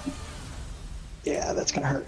All right, so they're going to do 9 damage, and they will crit you, and they'll pass boost to the next of their Which is Lions. You're not down? No, let me roll. it. Close. I also What forgot should to roll add my- overpowered? I forgot to add my soak to the damage earlier as well, because I'm bad. I haven't played this in a few weeks. I thought it was really high. Wow. Yeah, it was. Huh. That crit. All right, so the next NPC. Oh, that's it, actually. So Yeah, that's For one strain, I love it.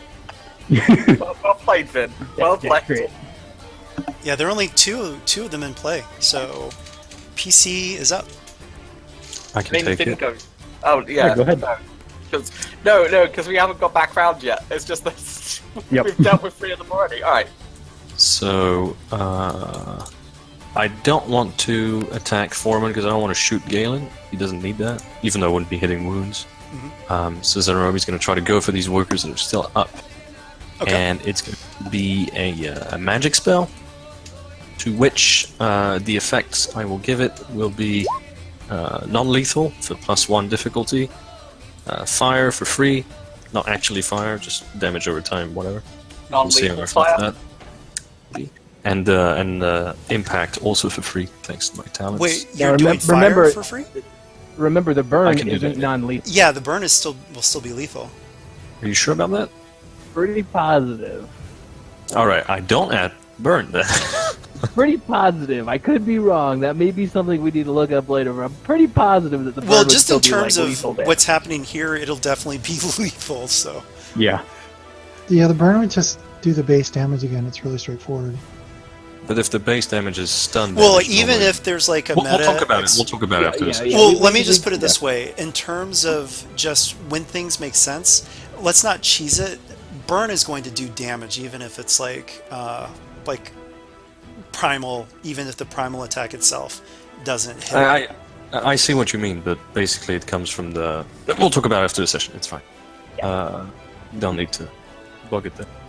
So I won't add that, I'll just add impact and non-lethal, which makes it... and range, which makes it 2 purple, with my staff and everything.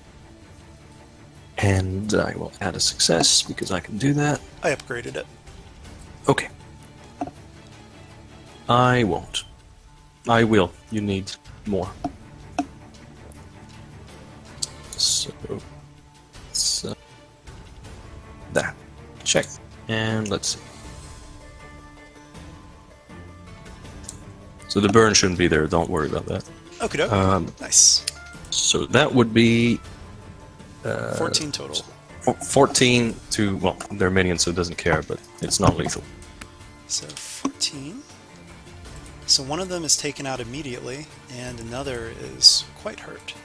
Well, remember, the bonus says non-lethal, but it's strain damage. Because even when somebody's wounds are filled up, that doesn't mean they're dead. Right, I Necessarily. know. Yeah. And, since we're in the forest, this is quite convenient. What this looks like is Zanarobi is going to animate the forest around these guys to just, lash at them and restrain them. And I like it. that's how one of them is just stopped and the other is nearly stopped. All right, next Okay. up. Do you want to go, Lux, or? No, you go ahead and go. Okay. I was initially thinking about healing Vin, but I think the best thing to do is just to move forward and try and knock out the rest of these workers with the spell. So it's going to be. Nobody wants the primal- boosts from back to back. Oh, I would love them, but you're just, I feel No, like no, I a got booba. So, essentially the same deal. Short range attack plus the primal, so it's, non-lethal. All right, I'll upgrade. Oh, never mind, you got it. Oh, sorry. No, that's fine. That's fine. All right, with those 3 threats. Oh, let's see. Take a look at these threats real quick.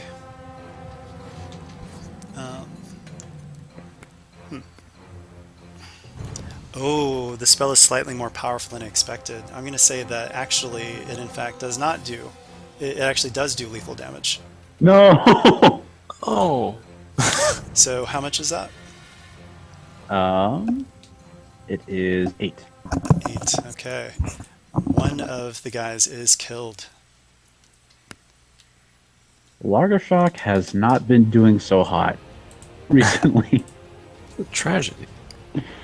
Wasn't that with a staff? So the staff is 8 by itself, so that should have been 11. Oh, you're right. I apologize. I forgot what the How stat. much extra damage is that? 4, an extra 3. 4. It's No, an I said extra 11. 4. I said Four. Done. Four. Another one bites Oh, the 4. dust. You killed 2 of the workers. So maybe this like stun attack was enough that it just knocked them into a tree and broke their necks. Oh man. Okay. Are you done? I think I've done enough.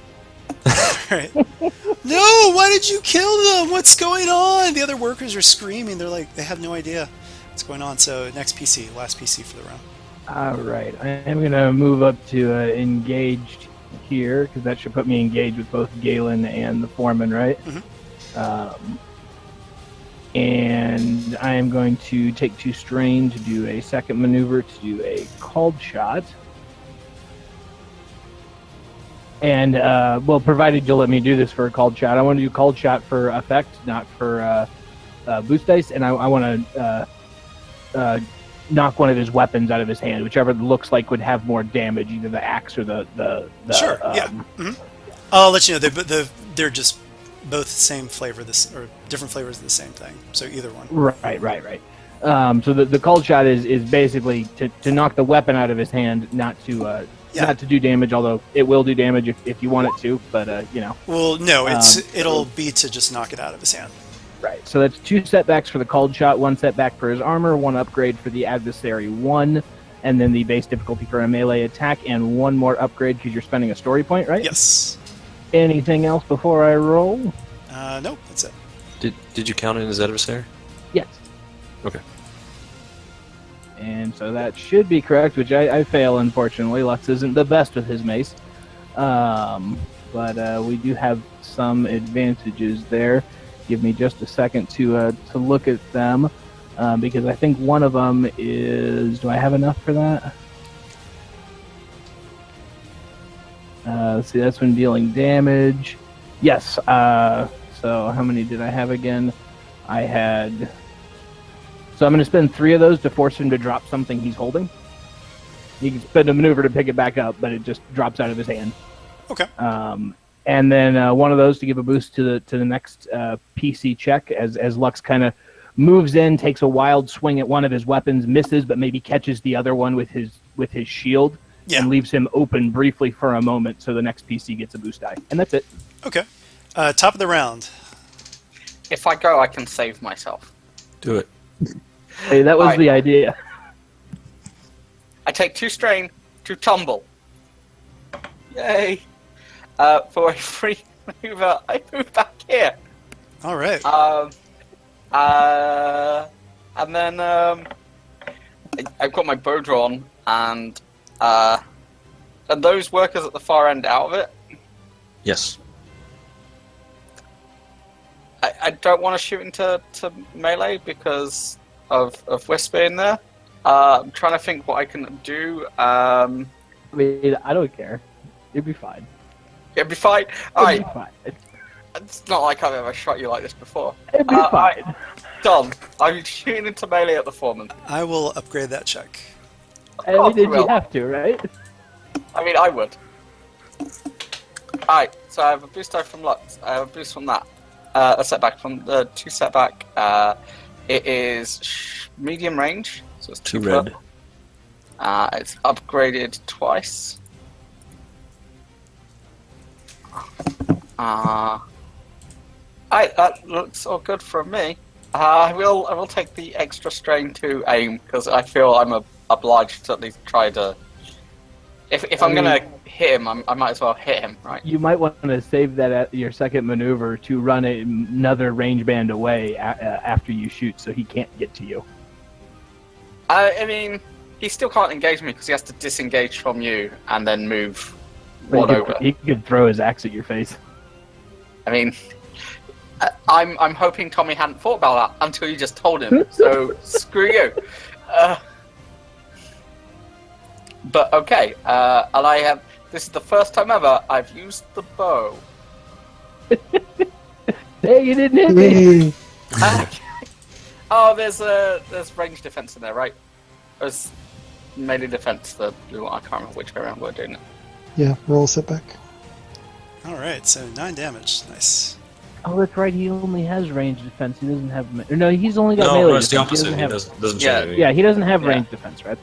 Alright, so yeah, I do 9 damage to him with my bow. Okay. And then, yeah, I'll take 2 strength to move an additional range counter. All right, so he is enraged, and he doesn't even bother to pick up his axe. He uses 1 maneuver to disengage, 1 maneuver to move here, and he has strong arm, and he is chucking his axe at you. Alright, I knew about glad that you axe. You just moved said that away. he dropped the axe. No. He He had had. two. All right, It's an axe that's and fair. and a pick. One of He's Yeah, them. throwing you the is actually hammer remember at you, from the basically. beginning when he shows up and the Lord's all proud of him with all of his weapons standing there. All right, so here we go. Yeah. The real question. I will upgrade that because fuck this guy. Now, the real question: had Tommy thought of this before Lux told him? Yeah, I and did remember, Okay. Galen has a ranged defense. Yeah, good point. So let me switch that to ranged. Look, if somebody has an axe, they're gonna try to throw their axe, right? Or have the ability to. It Yeah. just makes sense. And he's a big burly guy. He definitely has strong arm. Oh, yeah. All right, so I need to not put that in there. I want to double up on those. I don't have story points to, or do I? You have Yeah, one. I have one because I spent one to upgrade it. Ooh, okay. I shall do so as well. He's I need frothing to at the tell mouth. him. He has to do this. He's like, you must leave here now. All right. Whoa, wait a minute. I'll give you 1 second here. That was the wrong sheet. Glad I caught that. Okay, here's a range check. His range is definitely not as good, so. And he misses. Um, All right. yeah. Can I spend the threat specifically to have it land directly at my feet. Sure. All right.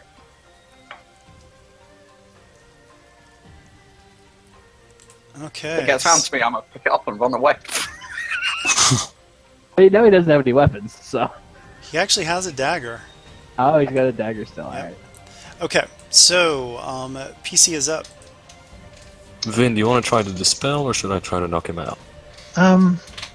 Well, are any of those workers over here still, like, aware, standing, moving? No, they're done. Try to knock them out. Okay. So same spell as before. Which Actually, wait. Can Go we do on. one thing first? I want to. Never mind. I'm sorry. Okay. So I'll upgrade it once. Gives me that thing. So it's just knockdown and non-lethal. So stun that. It's one red and one purple. And he doesn't have. Okay. All right, I will upgrade that. Oh, never mind. Well, you got your despair anyway. So. Yeah. All right, how much damage is that? Oh, 10. 10. All right. 10 damage. Do you still I'm- have Too late till natural next left? round. actually, no. I'm going to make it so that it is. Let me see if it's Okay. enough lethal. So 10. Well, remember, it's just wounds. It's not necessarily. Sorry, it's a different But if he thing, wants but it to be, it's wounds. definitely lethal. Oh yeah, Yeah. NPCs can totally die when their wound threshold reaches. It's just I'll It's say important. that the magic that's interfering with this guy's mind has blocked you out. Your magic is fried. All right. And I forgot to add something, which I would have been an extra success from blood sacrifice. Okay. So I'll add plus it. 1 damage. All right, he is pretty close. Next up. No more Don't forget magic. to take a wound. Actually, I don't because I have a bone staff. Oh, you heal it back. Yes.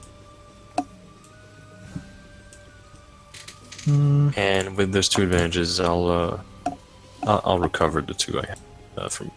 Alrighty.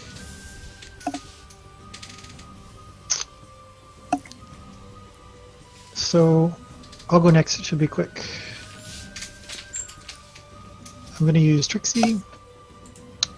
I'll use a story point and pull out it's a maneuver, and I'll pull out a healing elixir and I'll drink it. That will be 5.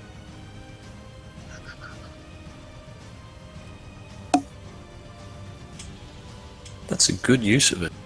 Let's see. I think I took 7 originally, so should get 2. Okay, and then I have an action left, and I'll cast Barrier. Okay. Because Vin is freaked out. He's all alone up there.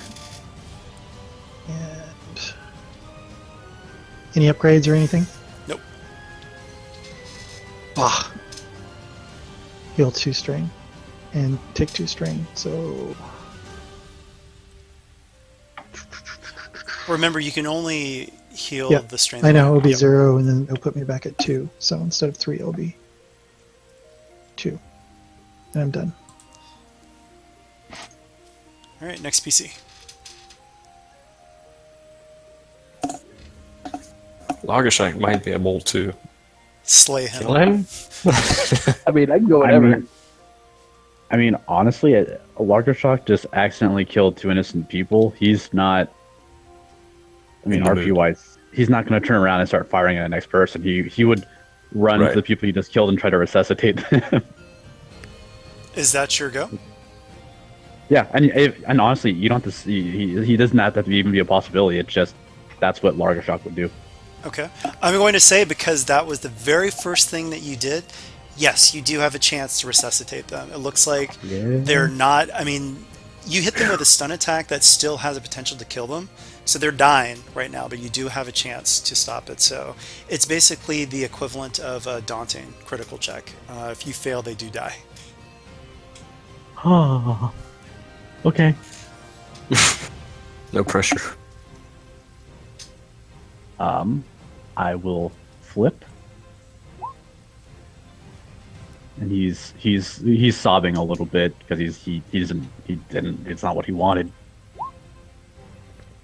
Oh no, Do you have a reroll? no. Oh no, they do die. But I mean, good RP. So next up, Two people die, but good RP. So here's the narrative. Like, you know, he killed him, and then, like, he failed to kill him, but it was good roleplaying. it was all right. Yeah. Next PC. Is it just me? Is it just Yep. me that's left? Mm-hmm. Oh, okay. Are you sure? Because there we. That makes more sense now. Yeah. So Lux is going to maneuver and then maneuver to engage here, and I guess I'm just gonna smack him with my mace. We'll see what we get there. So 2 strain for the extra maneuver, and 1 upgrade from adversary. He's only got range defense, right? No, he's got melee defense. So 1 melee defense. Anything else from your end before I roll? Nope.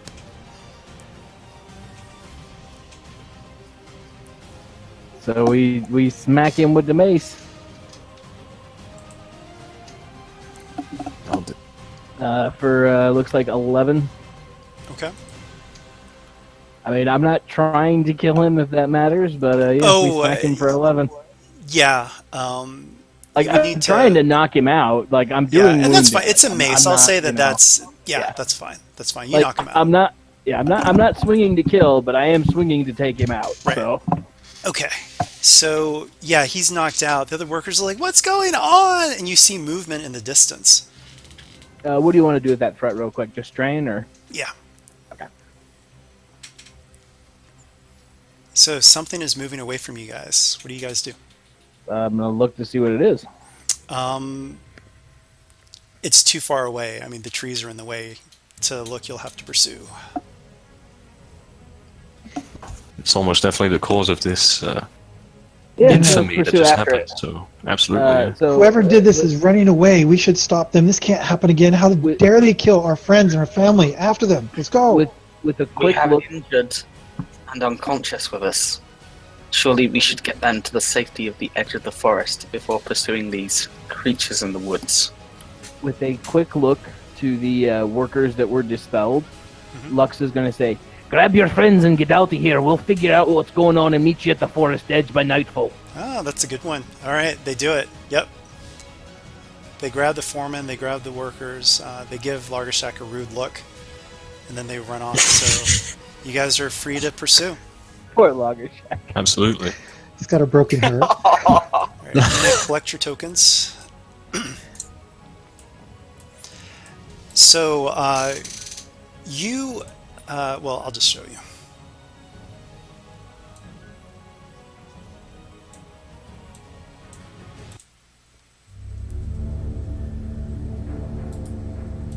I love that art. Thank you. More pretending to be a fae. So, you see the creature fleeing from you stops, and it appears to be a cross between the Demora and the Fae, something that should be impossible. Parts of its body shift into stone and crumble, fading from sight, only to reappear once more, smooth and supple. Why? Why are you here? They'll come for me. They'll come for me if you take the stones. And its body is like, it almost looks like it's not fully there. And you guys already know this. The Demora and the Fae are creatures of the Ainlong as well. So it almost looks like this thing is in our world and the Ainlong simultaneously at this moment. Leave now!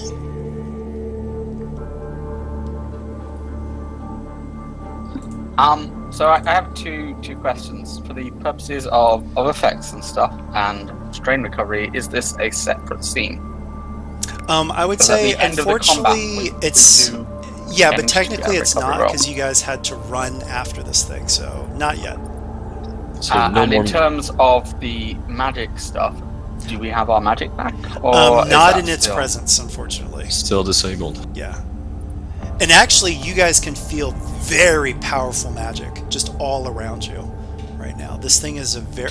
Well, you also just saw it. It did a mass dominate on people. This thing is a very powerful creature. But, I want to do Can't a let it get thing. away. Foretelling. Yep. That's what I want to do. I wanna ask Kelos about it. okay. So yeah, I've got frequency and story, so I only need to spend one, and it's one question per round. Okay. So there we go. Get back to the right thing. So the first question is this thing evil? No. Like in Kelos's eyes? So No. no. Okay. So then when I can ask my second question, let me know. It'd be next round. Okay, yeah. I'll be right back one second. Oh, you can go. Oh, okay. So I didn't know if there was something else somebody wanted to do, or or if it was structured time, right? Oh, okay, yeah, sure. How do the rest of you guys want to RP it before Lux goes again? Vin would try to, like, he's always going to try to use words to anything that's going to listen, so he's going to ask, why did you attack us? Why did you have our own friends and family turn against us? You were taking my protection away!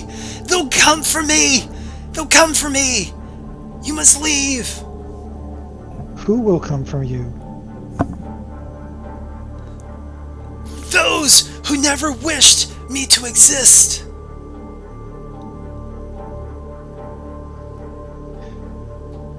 Meaning? I mean, you guys don't get it?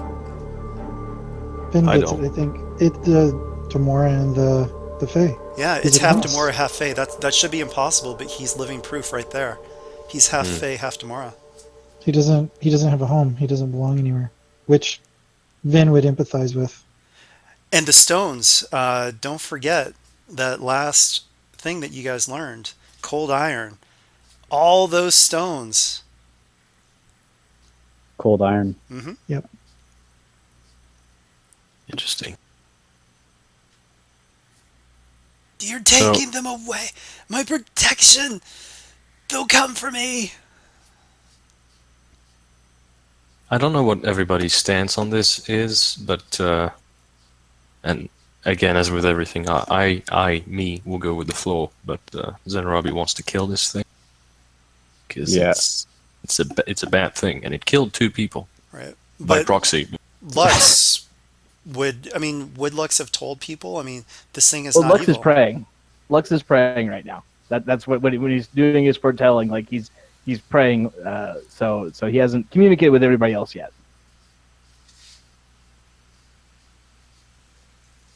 But it does sound like people had a chance to do a round's worth of things. So then the second question to Kelos is Um, should we or Should we destroy it? should I'm trying to figure out how to word it right because I don't want to say that. I know it's not evil, right? I guess the question is, should Dangerous. I try? Should I save this? Should I save this being? Like, yeah, no, because it's yes or no, and that's the limitations of foretelling. But it's should I save this being? Unfortunately, this is one of those cases again where it's both a negative and a positive depending on how you move forward. So I can't actually answer that yes or no because both are correct. Well, I mean, I guess from the perspective of Lux in what his foretelling is he's talking to Kelos directly. Does Kelos care? I mean, you said it could be either depending on how we go forward.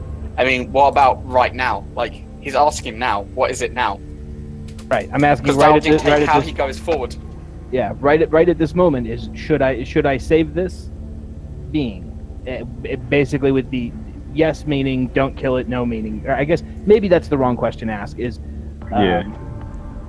because I'm trying to figure out how Lux would word it and put it in his words as opposed to my words.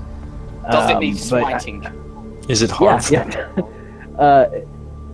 Should I kill this thing? I guess right at this moment, no. All right. So that Lux will stop his prayer and say, "It's not innately evil," and Kelos says that we shouldn't kill it right now. It's an Let's talk to it. abomination. Well, not according to Kelos. Kalos can say what he wants. I'm telling you, it's an abomination of nature. It's an affront. Yeah. I'm Larger telling you, will just- you're wrong. Lagerfeld will just snarl at Lux and say, "It made me kill 2 innocent people." At this point, because Lux has been told by God, so to say, that he shouldn't kill it. So Lux is kind of going to move between it and his friends and turn his back to it while continuing this conversation and say, it's not evil. It might be misguided, and it might need some convincing, but we also shouldn't kill it. That's your opinion. It's Kilos's opinion. No, it's your misguided opinion, Sir Dwarf. So, Well, I mean, also, you guys have the words of adventured God. along quite a bit with this dwarf, and you've seen the results of the foretelling. So, I mean, Lux has been right I'm when he's. inclined to. Basically, based on the foretelling, and this is player to player, Lux is taking the stance that we are not killing this. Right. And if the rest of the group wants to kill it, perfectly fine. That means Lux stops being a player because he won't let it happen, right? And I'm cool with that. That seems like a pretty harsh ultimatum, don't you think? It is, and that's what I've said from the beginning. Lux is a very polar. He heard from his god, right? He is a cleric that talks to God. There is no wavering in that, which is why that if it comes down to it like this, I am perfectly fine to say, all right, Lux is no longer my character. I'll make a new one, right? And then Tommy controls Lux from there. Vin would have a thing to say too. So, out of character, it's going to roll something like Vin always wants the best outcome for everyone. He wants peace. So he'll phrase a question like, well, what is the best here? Is killing him going to bring back those who have died? Or if we can redeem this creature, can something better happen? He's talking to the party with this. So this would be trying to sway, I don't know where you land on this, Sanarobi, but he would be imploring you, look for something better than just simply death. You came into my home. I put the warnings there. You still came into my home and took my protection. Can I ask you what these stones offer you protection? I assume you're referring to these. And I hold one up because we've been picking them up as we go. Yes. What do they offer you protection from? The Damara and the Fae cannot come here. I, a child of both, Why? I am not affected by it. Okay, so why can't they come here? They fear it. It is poison to them. Remember, that was Okay. the clue that you got from the Words of Fortune. Lux is going to look back over his shoulder and say, "How much of this would you need to have a safe space? The humans they need to take some of it, but they don't need to take all of it. We can come to an accord." Ooh, that sounds like a negotiate. Like how far? Because he doesn't want you to take any of it, but you might be able to get some more. So yeah, well, let's go negotiation. So it'll be 1 red, 2 purple negotiation check. Okie dokie. 1 red, 2 purple. I will spend a story point to upgrade that, hopefully. And would Lux get any boosts? Because everything he said has been out loud. That he's not gonna let this thing get killed. Oh yeah, yeah. And that God has told him it's not evil. Sure, it does appreciate that. So you get a boost on that. Actually, I'll give you 2 boosts. Okie dokie. And was that you using a story point to upgrade your side also? Yes. Okay. And negotiate. Let's see how it goes. Oh, we just get advantages. No more. You've already took too much. Listen, this is an awkward situation. But you see, the people have lost friends and family to you now. After taking my protection, I know I've touched their minds how much it's worth. Exactly. They should never have come, but they have Indeed. more than enough. They've taken more than enough. Indeed, it's worth a lot to them, and they won't stop. Plus, you've killed or They are responsible will for stop. their deaths. They fear. No, because they will want vengeance, and they will want more money, and they will come en masse, and they will root you out. Now, you say that this stuff keeps you safe from your enemies. Why not forge armor from it? Why not craft weapons of it? And that way, any who come for you will have to face your wrath, and you will be armored by the thing that they fear the most. I exist in both worlds. I cannot take these things. I have tried that before.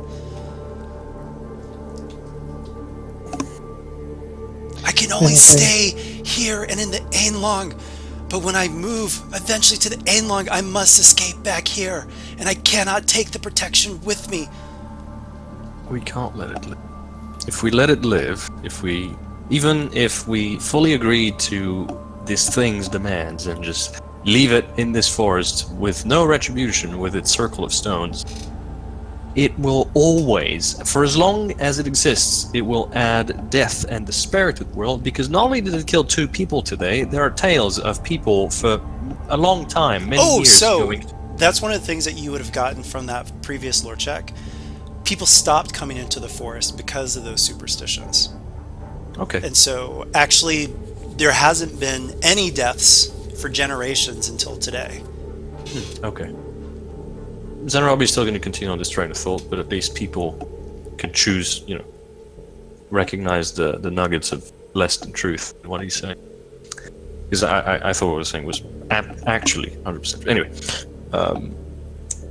what was I? Yeah, for as long as this is a thing, people will not only want vengeance, as Galen said, but they will know there is extremely valuable starstones in the forest, and they will want it. And people will come because greed is a powerful motivator, and it will kill more and more and more and more forever until it's killed.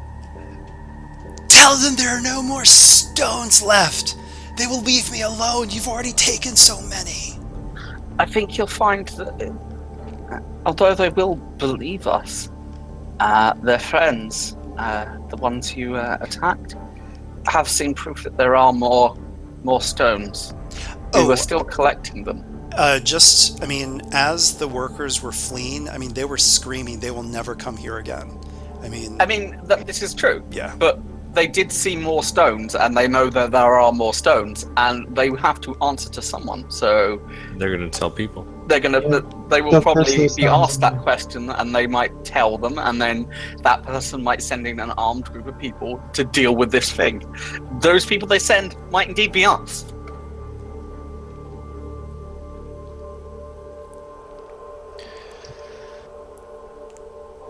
All right. So, what do you guys want to do with this thing? So basically, what the majority of the group is for, I will do, but Zenarabi will, as heavily as Lux is pushing towards not killing it, Zenarabi will just as heavily push towards killing it because it's the only correct thing to do. I mean, not necessarily. I mean, As far as Zenarabi is concerned, these are Zenarabi's words. Well, it gave you know you a what? big clue there. It exists in both worlds right now. I mean, a summoner would already know this. You can just banish it. You can just dispel it. Yeah. If I know that, that's what Vin would offer.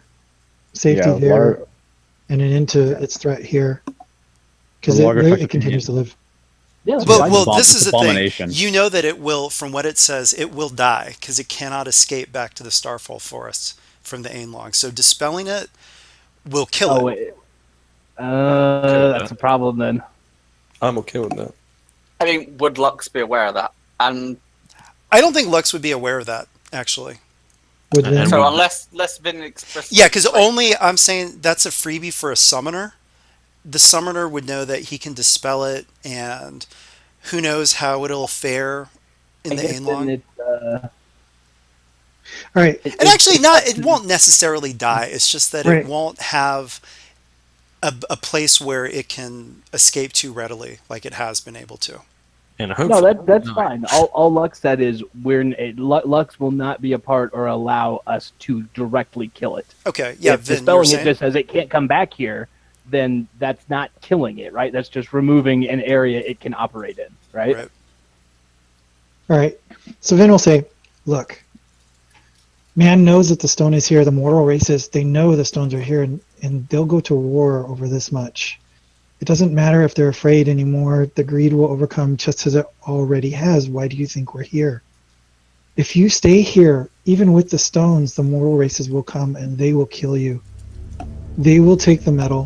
Why And didn't you the listen to Alongs. the warnings? Why did you have to come? It doesn't matter why now. What do we do in the future? Like, you have a chance still to thrive ahead of you, but it can't be here, and it can't be in this forest with these stones.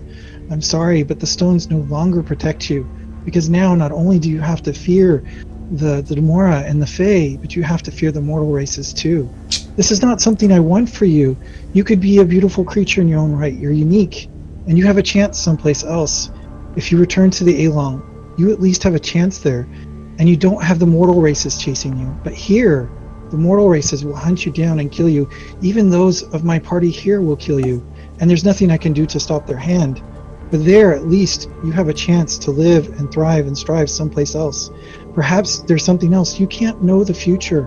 You can't know you will definitely be killed by them. But I can tell you this, in this moment here, there are those ready to kill you now, the mortal races. So your threat is not the Fae and not the Demora. Sadly, it's coming from the mortal man, the mortal races, and their greed. And I'm not threatening you. I'm not trying to scare you. I'm trying to give you hope for your future. Look, what you've done is horrible, and it burns inside me how you've hurt my friends. But you can't keep doing this. You will hurt eventually too, and this is not something any of us want. Us taking vengeance, I'll remember this for the rest of my life. I'll hurt over this in your death. But at least I can send you someplace where I know that you won't die in this moment, and you still have a hope for the future. Okay, that was good. very nice. I like it. Take a RP point, XP Thank you. for overall. That'll be for the entire team. So, okay. It's not going to resist. I mean, you can do the dispel, Right. And I will use a story point. and because it's not resisting, it's just a hard. It's not going to be an opposed check. Okay. And dispel is... You're making this a hard. Yep, base. All right. And so I've upgraded once, and he's not resisting. No boost, no setback. Right. Dispel. It should be a hard 3p. Actually, you get an upgrade, and you don't realize why, but Galen, you feel the dragon bone heating up. So one upgrade on my side, one upgrade on the difficulty side. No boosts. Oh, no I didn't setback. upgrade it. Oh. No, it's in your favor. Oh, so I have 2 upgrades. Yep. Okay, so 2 Good. upgrades positive, no boost, no setback. I want you to succeed in this Bug roll. check. Alright, here we go. Whee! Good. All right. Whoa, that's a lot of upgrades. Is that really that many? Do I have It might be something wrong? the display bug. So it should have been 2 No. upgrades, 1 Yeah, setback he because has of 4 yellow. forest. Okay. Four And yellow. the boost is from my scepter, the 4 yellow, and 2 upgrades. Yeah, there is Yeah. one. And a There is setback. one display error. Okay. Awesome. Okay, so with that many advantages, Are you sure? Because I'm hovering over it and it's No, first it's not time display error. proficiency dice. oh, Yeah, it's correct. He has 4 yellow, so 2 upgrades, 1 green, then it turns into a yellow. Mhm. so it's all good. No, if there's all good. supposed to be that many. Okay, just, great. Yeah. Perfect. So with those 4 advantages, what do you want to do with that? That's a lot of advantages. Hmm. I want something narratively cool. I don't want a mechanical thing. Maybe you give it enough hope that it actually will survive. Please don't.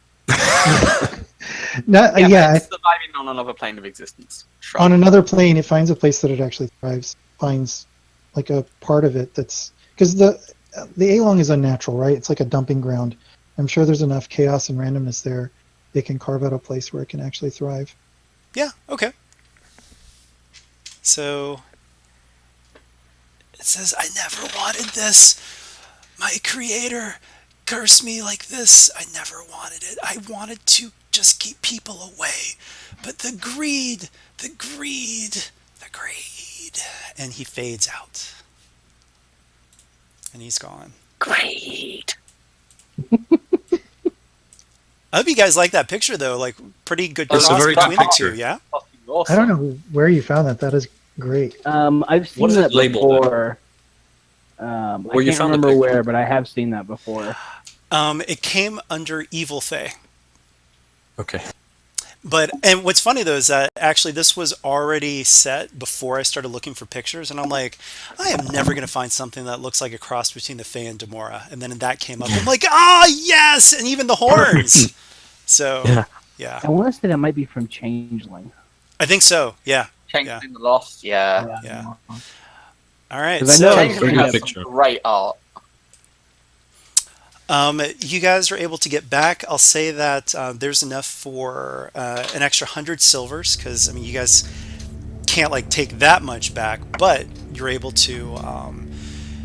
The workers are crying over their men, and they had families, so maybe some of it is used to like help with the families. But you have created basically a mine for Kaeln, which never had a mine before. There are still plenty of stones there, and there is even a tower that's close by that was made out of this stuff.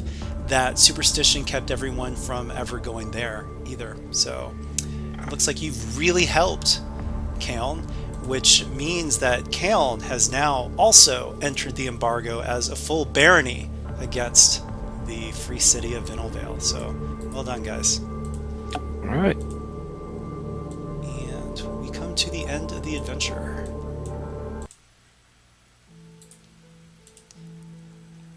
Alright, so 10 base XP. You guys got +1 for gaining Charlotte as an ally. You got +1 for convincing Greyhaven to join the embargo. Another +1 for doing the same with Narek Hall. You won 2 rounds of Words of Fortune.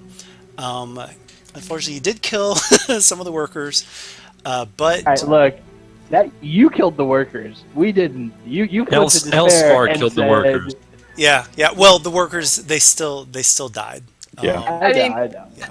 Well, that's fair, but I mean, we were specifically going out of our way to not do damage. Oh to yeah, them. I know, and that's So we why still killed them. I mean, I- you're punished. What- You're no, not what punishing. I'm- That's wrong, but What I'm saying is, I don't care about the XP. I'm just saying that was a GM decision that the workers died, not a player decision. That's what I was saying. yeah. I again, like, I'm not complaining about the XP, but I feel yeah, like no, I everything totally else, I get because what we you took guys it are out of our saying. hands. But just in other words, that combat, the whole thing was they were so much weaker than you. beating them was absolutely guaranteed. The +1 was if everything could go correctly, and it didn't, unfortunately. And that Yeah. was part of it because I was absolutely going to use those despairs to turn things lethal. So that was the Oh, no, consequence. Yeah. That's perfectly fine. I'm just saying the players did not decide to kill the workers. Yeah. No, I get it. So +1 for banishing Aelspar. Oh, and it tells you its name before it goes. But you lost that 1 XP for the workers, but you also did get 1 XP for not listed here Good. for the RP. Yep, that brings us to 17 total. Okay. Yep. Awesome. So with that, we will end it here. And good job on Weald of Fortune. See you guys next week with, I think, Nick, you're up, right? Yep. All right. And which adventure are you doing?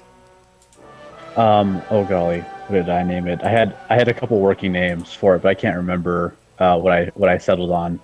Hidden Well, enemy. To be Yeah. determined from Nick. Yes. Catch you guys next time. Bye. Take care, folks.